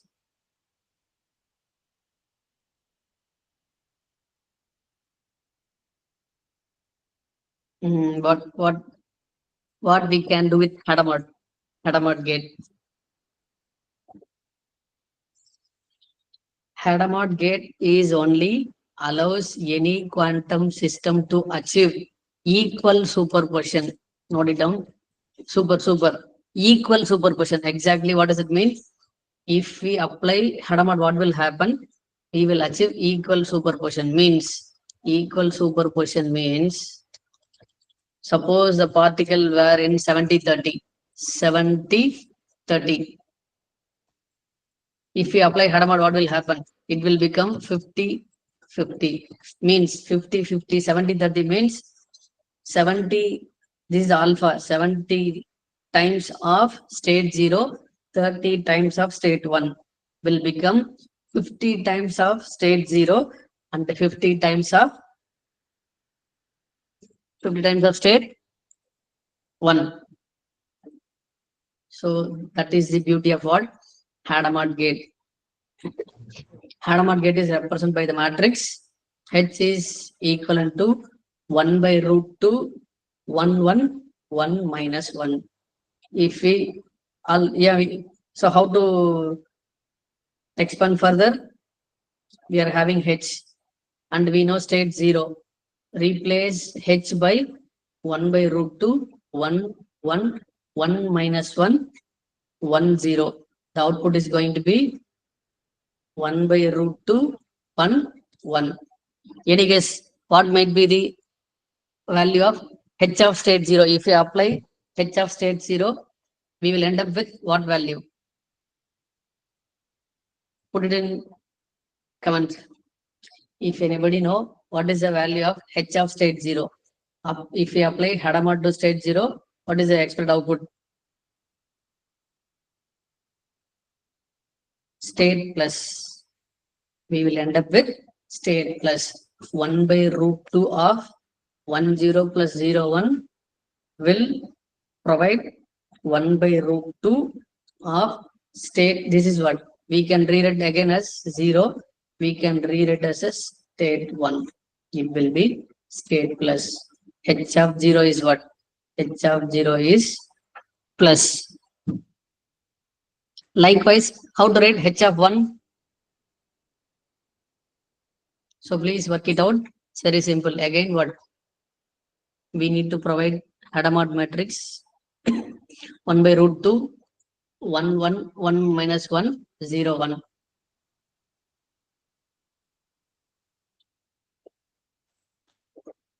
Then 1 by root 2, 1 minus 1, which is 1 by root 2. What is it again? This value is going to be state 0, state 1. Look at here, we are having it. There is a change in the magnitude. Then we will end up with what? Hadamard's 1 is going to be hit minus. So if you rotate block sphere, you can see state 0, state 1 plus minus, and what will be there? I and minus, state I and minus I. Did you visualize the block sphere? I think in the earlier lectures, if you have seen the block sphere, what are all the states you have seen around the block sphere? What are the states you have seen around the block sphere?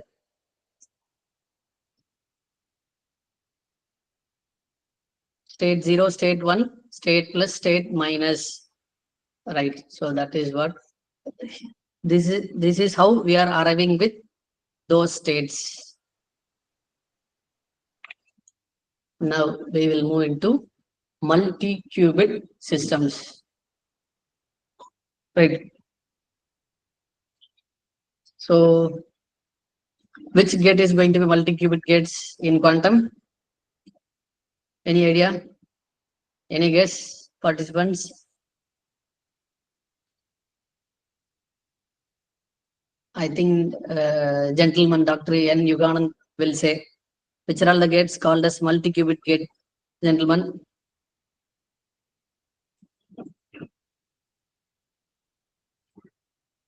There are several gates. One among them is going to be C0 gate. So one reputedly used multi-qubit gate is called controlled NOT gate, or else in short C0 gate. So quantum equivalent of the C0 is XR. The C0 gate's equivalent in classical is going to be XR. So in this C0 there are two qubits are there.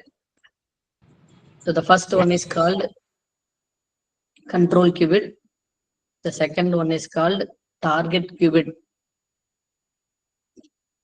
So there is a small trick in it, in the control and target. So what happens if the control qubit is 1? What will happen?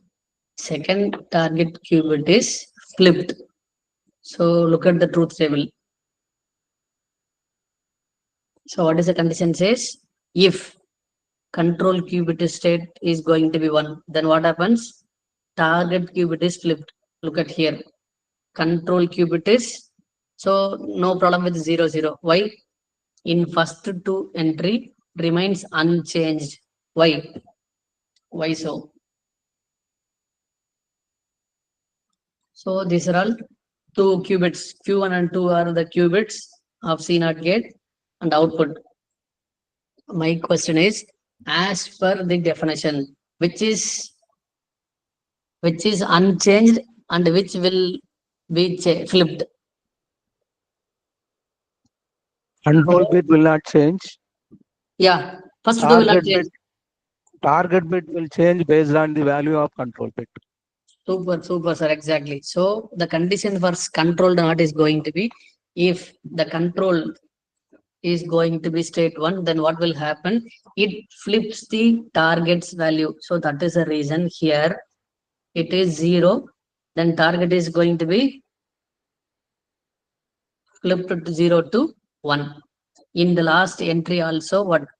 Control is again going to be 1. Then what is the value of target? Is 1. Then what will happen? 1 will be flipped to 0. So this is what happens in C0 gate. And so what is it? So I think you can say, what is this? This is the matrix of C0. And it is a 2 qubit state. That is the reason we are having 2 entries. So C0 matrix followed by 2 qubit representation. 2 qubit representation. Yeah. Now we will see how many states, how many number of qubits, bit equivalent and basis states. Look at the tabular. The tabular column headings are going to be qubits, basis states, and their representation. All right. In 1 qubit, we can hold 512 bits. How much?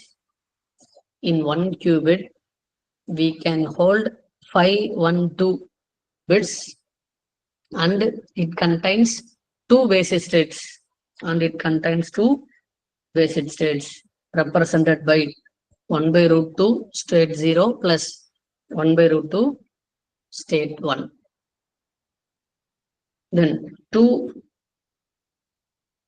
if it is going to be 2 qubits, then we can hold 1024 bits.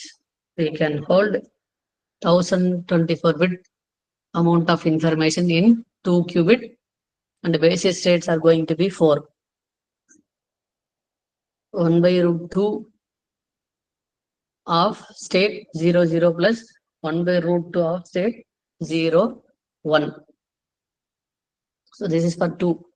So now we are having 3 qubits. It contains 16 kilobytes. and 8 basis states and their representation. 1 by root 2 of state 0, 0, 0 plus 1 by 2 root state of 0, 0, 1 and so on.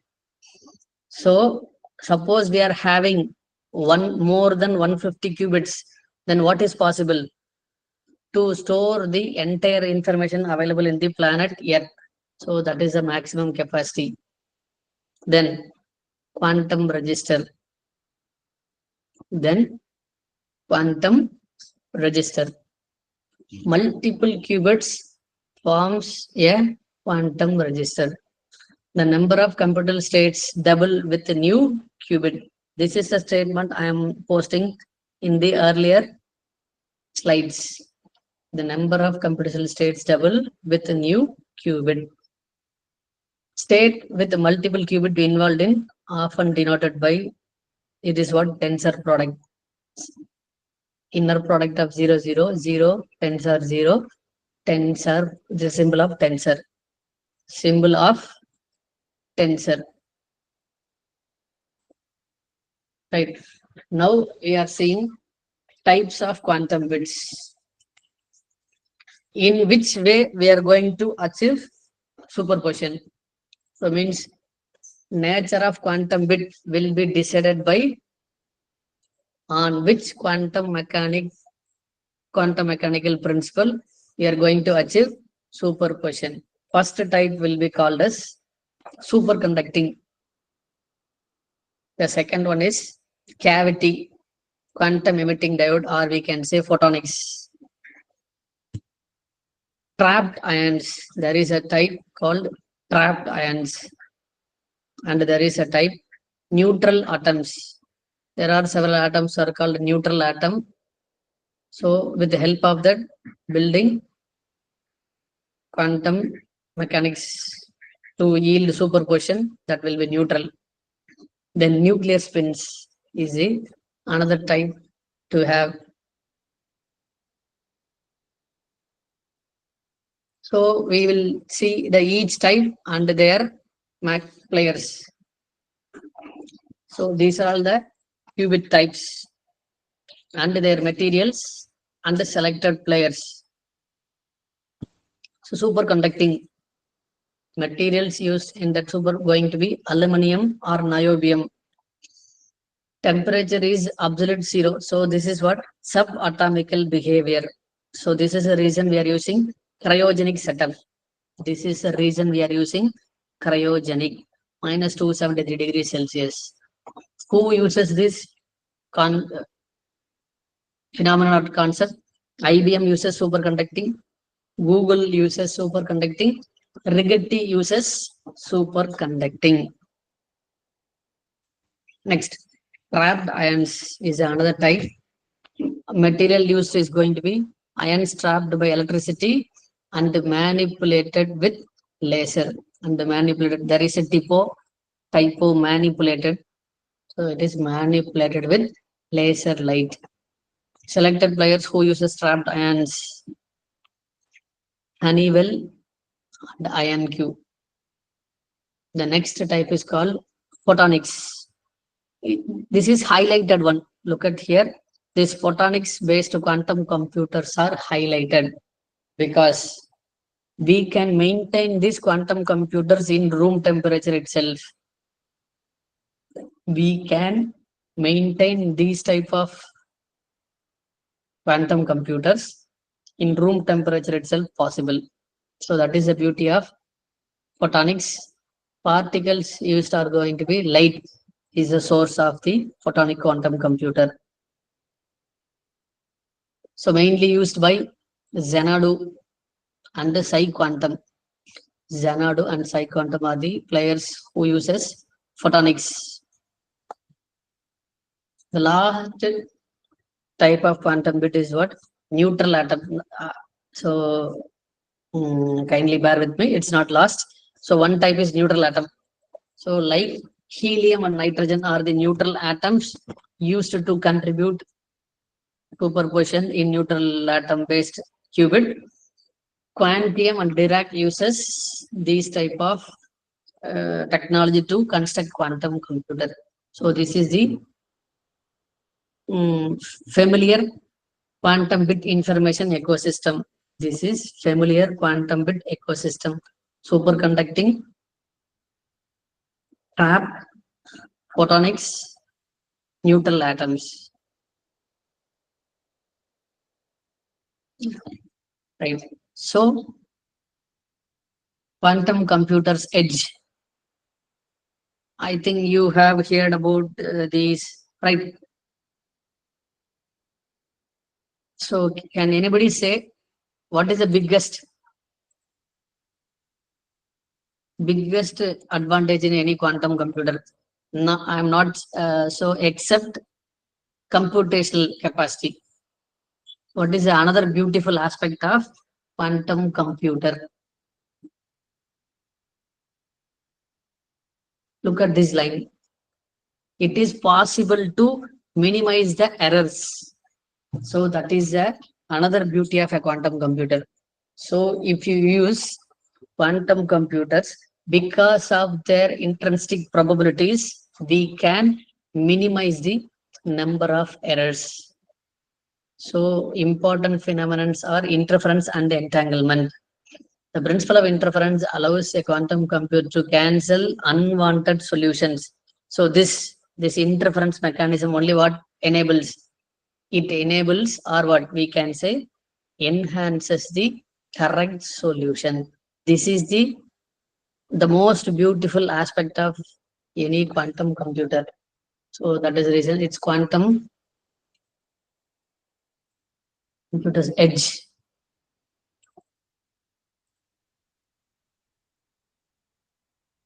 So next, entanglement. So you people know. So light are what? Two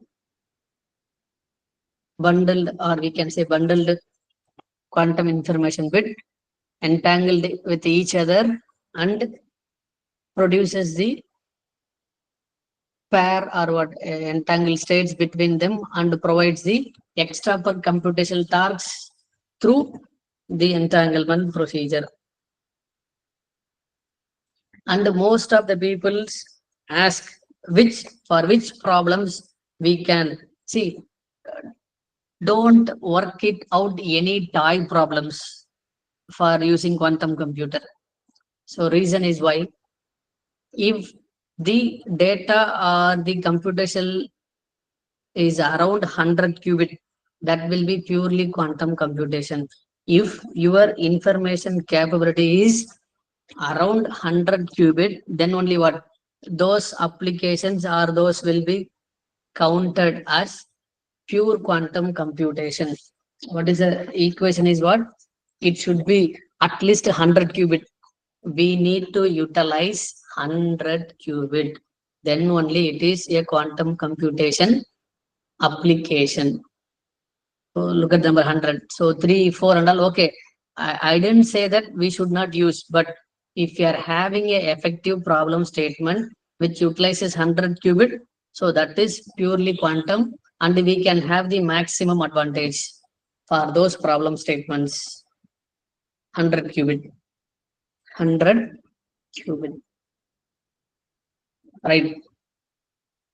So these are all various quantum provider and their software development kit. International Business Machines uses Qiskit for their quantum computing. As Qiskit tool as quantum computing for their quantum computing domain. Xanadu uses Penny. Xanadu uses Penny, and Google uses Circ. Microsoft uses Qsharp. These are all the software development kit for various players. IBM Quantum Information Science Toolkit, Xanadu Penny, Google Circ, Microsoft Qsharp. Right. Quantum applications. Look at here. Starting from airlines till logistics. So quantum computing can be widely used. Airlines, banking and financial, chemicals, electronics, government, healthcare, insurance, life sciences, logistics. So see here, quantum computer is purely interdisciplinary. It can be applied over the variety of applications.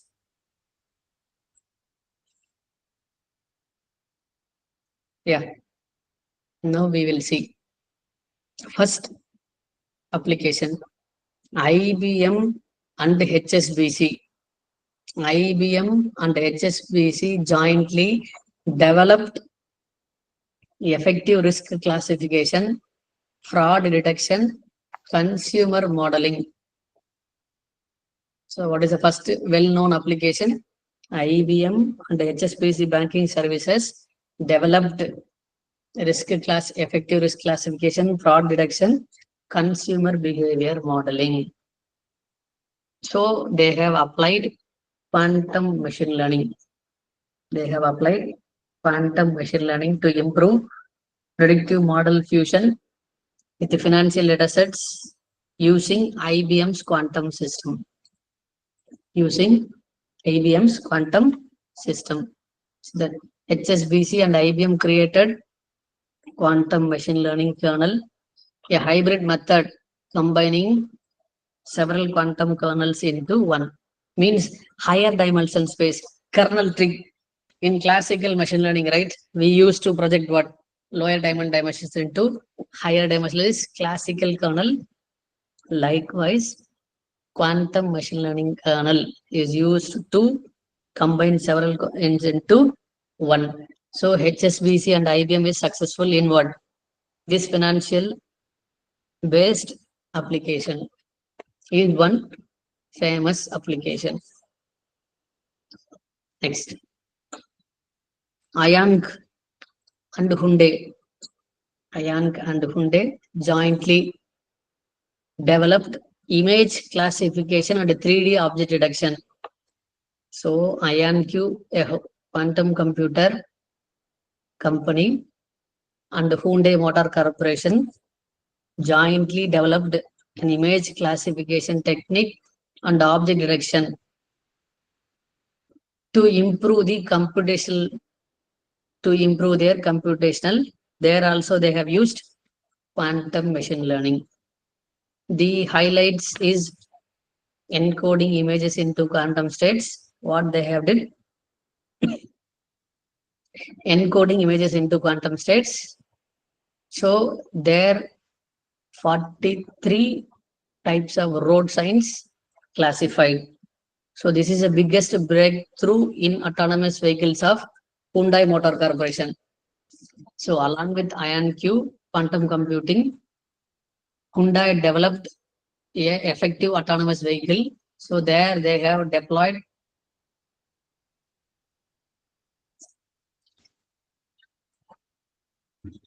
image classification and object detection. Next, very popular quantum application. So Port of Los Angeles, the huge leap in solving practical optimization challenge. So there in Port of Los Angeles, they have a problem that finding cranes, the huge cranes. So there are cranes to fit trucks to fill. So they need to find the cranes to what? To fill the trucks. So it is very labor intensive.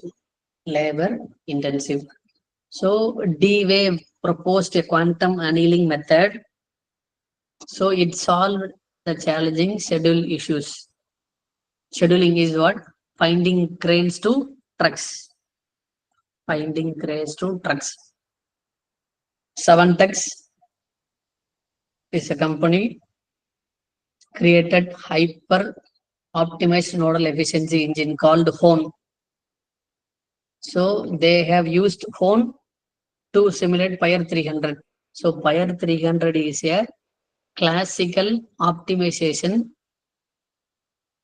provider. Fire 300 is a classical optimization provider replaced by Horn. Then what happened? It effectively handled 1 million cargo handling, or we can say 1 lakh cargo handling scenarios. Han supplied at Fire 300 produced amazing results. Crane operating efficiency was one of the most notable development. Results in improved efficiency of the terminal. Terminal is Los Angeles Port Terminal. Beyond logistics, it will be useful for airline scheduling, urban traffic optimization, network design in telecom industry. So this is another impactful quantum computing application. D-wave optimization and 7x.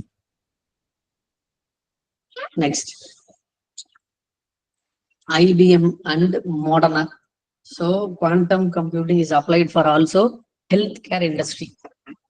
Researchers used IBM Eagle and Heron.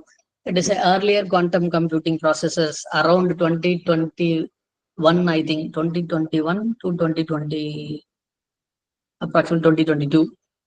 They have solved mRNA structure prediction problems. IBM solved Moderna's mRNA structure prediction problem. They employed conditional value at risk CVAR based VQE.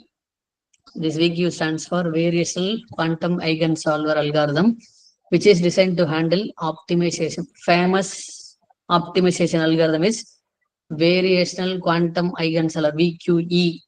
It's a famous classical optimization solver. The study focused on mRNA sequences up to 60 nucleotides in length, representing problems with a range of 100 to 80 qubits. Effective utilization of approximately 80 qubits. They sequenced mRNA structure. IBM and Moderna developed the mRNA structure, which is a great breakthrough also. Healthcare. So quantum computing typically what carried out healthcare problem statements also. And now I will into electronics. I think in the participant side, I can see a few numbers are from electronics background, right? Any guess where it might be used?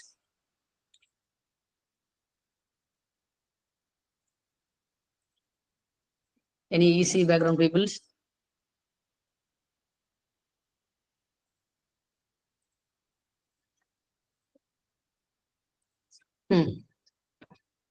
So IBM and Japanese rubber chemical company Mitsubishi teamed together to model OLED. So OLED is the most expensive TVs. The starting price itself, I think 1.75 lakhs OLED. So there is a new material they have developed. IBM, Japanese rubber chemical company, with Mitsubishi teamed together to model OLED light emitters with the potential for 100% internal efficiency. An OLED display made from these emitters could have power efficiency. OLED leads to better power efficiency.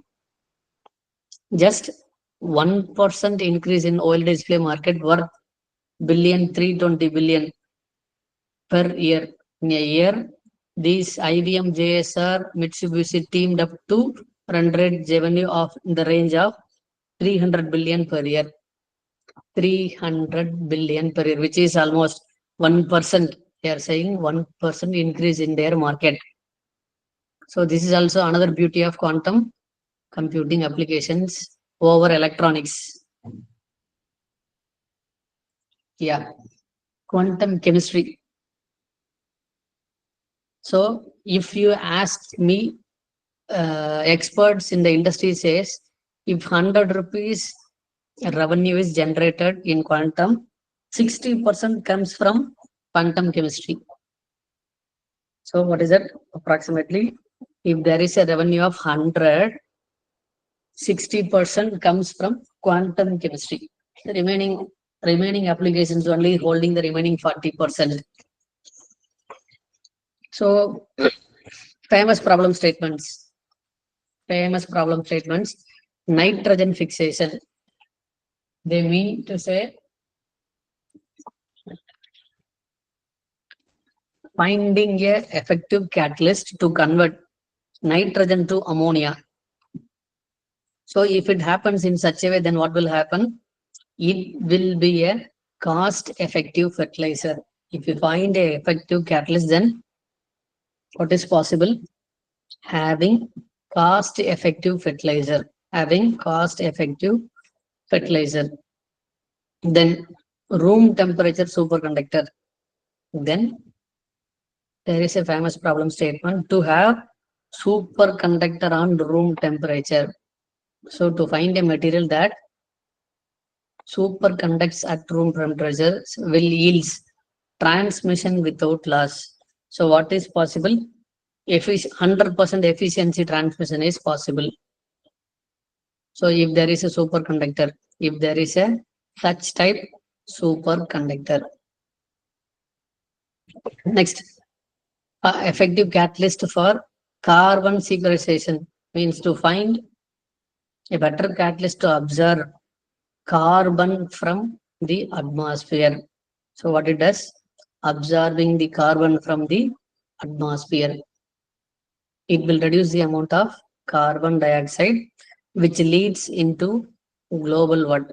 Carbon dioxide is the major reason for the global warming. So we will be having a healthier atmosphere. So in quantum chemistry also what is required? Quantum computing's impact is required to have quantum chemistry inspired fields. Right. I have reached the last part of the presentation. So these are all the various resources which I have used to refer. Quantum Machine Learning Unlocked by Xavier Mansilla M.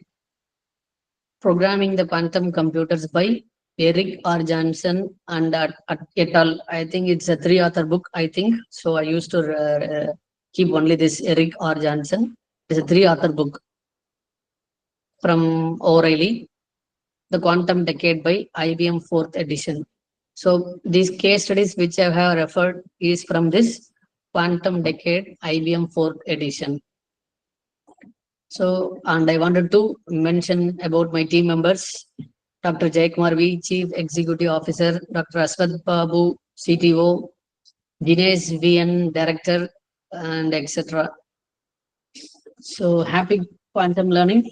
Let me stop here. Let me take a few questions, put it in chat box. If it falls into my category, I will try to address. Thank you, sir. Dear participants, do you have any questions? You can type in the chat box. So because I wanted to keep it as simple, so only I have only less slides. I don't want to bore you people with having huge slides, huge diagram. I think you are in the world, but you are about to leave. So the presentation is good, sir. No issues on it. So now we are open for the question session from the participants. Do you have any questions? Yeah. You can share it in the chat box or you can unmute and you can ask them. Yeah, yes.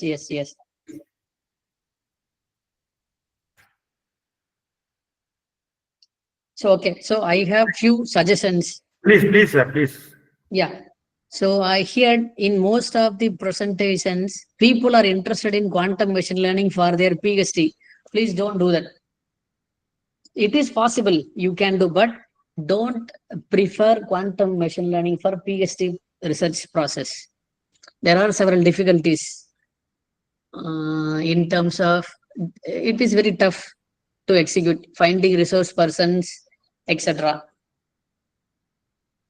Yes, you can implementing any computational circuits in quantum gates, reservoir computing.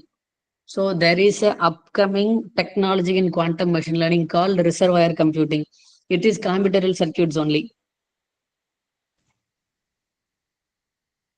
Gentlemen, Sivamurugan B, yeah, you can do that.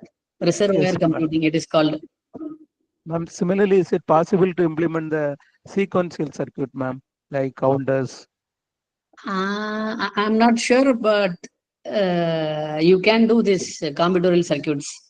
Okay, madam. I'm not sure about sequential. Okay, ma'am. Okay, ma'am. Any other questions from the participants?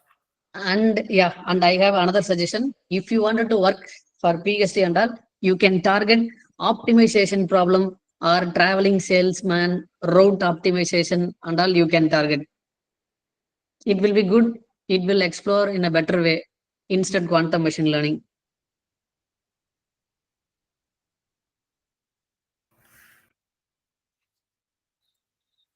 You target any other quantum algorithms rather QML. So use QML for your exploration or for findings or to study, I can say. Thank you, And sir. preferably go for classification. Go for classification, image classification and text. Better you go for image classification using QML.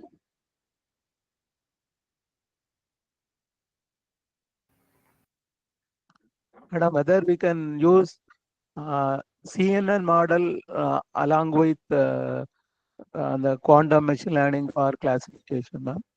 Yeah, the thing is what, yeah, and one more thing regarding quantum machine learning, you should have accuracy above 95%. If your classical model is having 95% accuracy over the data set, that you can compare and you can go for implementing QML.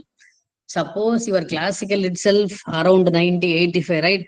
Don't go for quantum machine and all. It will be tough to get better results. So you can go for QKNN.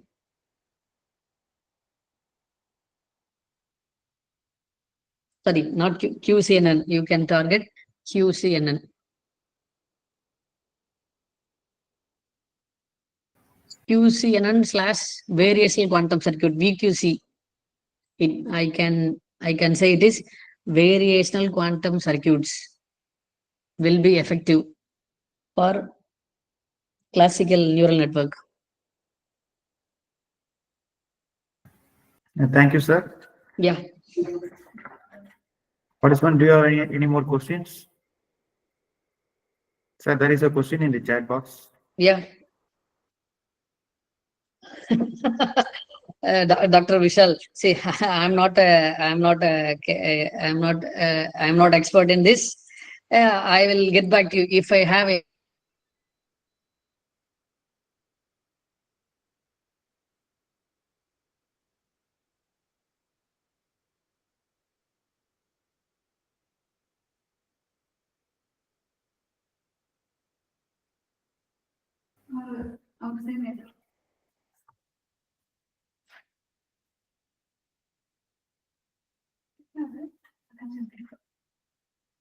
So, Dr. Satyaprakash, sir, your voice is not audible.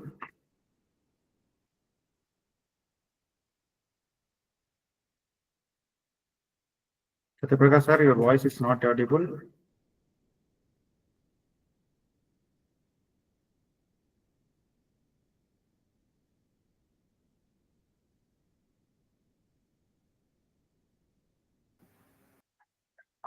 Dear participants,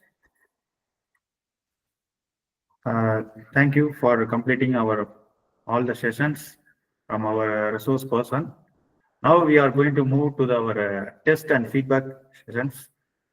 So those who are registered through ATAL portal, now the test examination is open in the portal. We have just half an hour time. We want to complete our test and feedback before 7 p.m.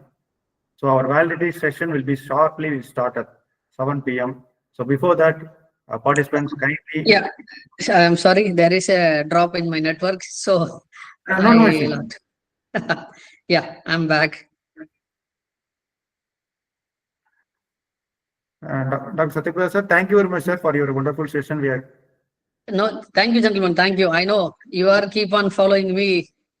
yes, I'm happy to reach out you guys. I'm so happy to deliver this. thank you, sir. Thanks Thank you. for this opportunity. Actually, I need to say thank you to you, gentlemen. You and Dr. Palnivel, Thank you, sir. J. Thank you. Palnivel. Yes, sir. Yes, sir. Thank you, Mr. Thank you. Yeah, yeah. Dear participants, Yeah, see you all. Thank you. yes, sir. Bye, sir. Thank you. Dear participants, the instruction is posted in the chat box also. So no need to leave in this meeting. You can continue the test and feedback in the ATAL portal.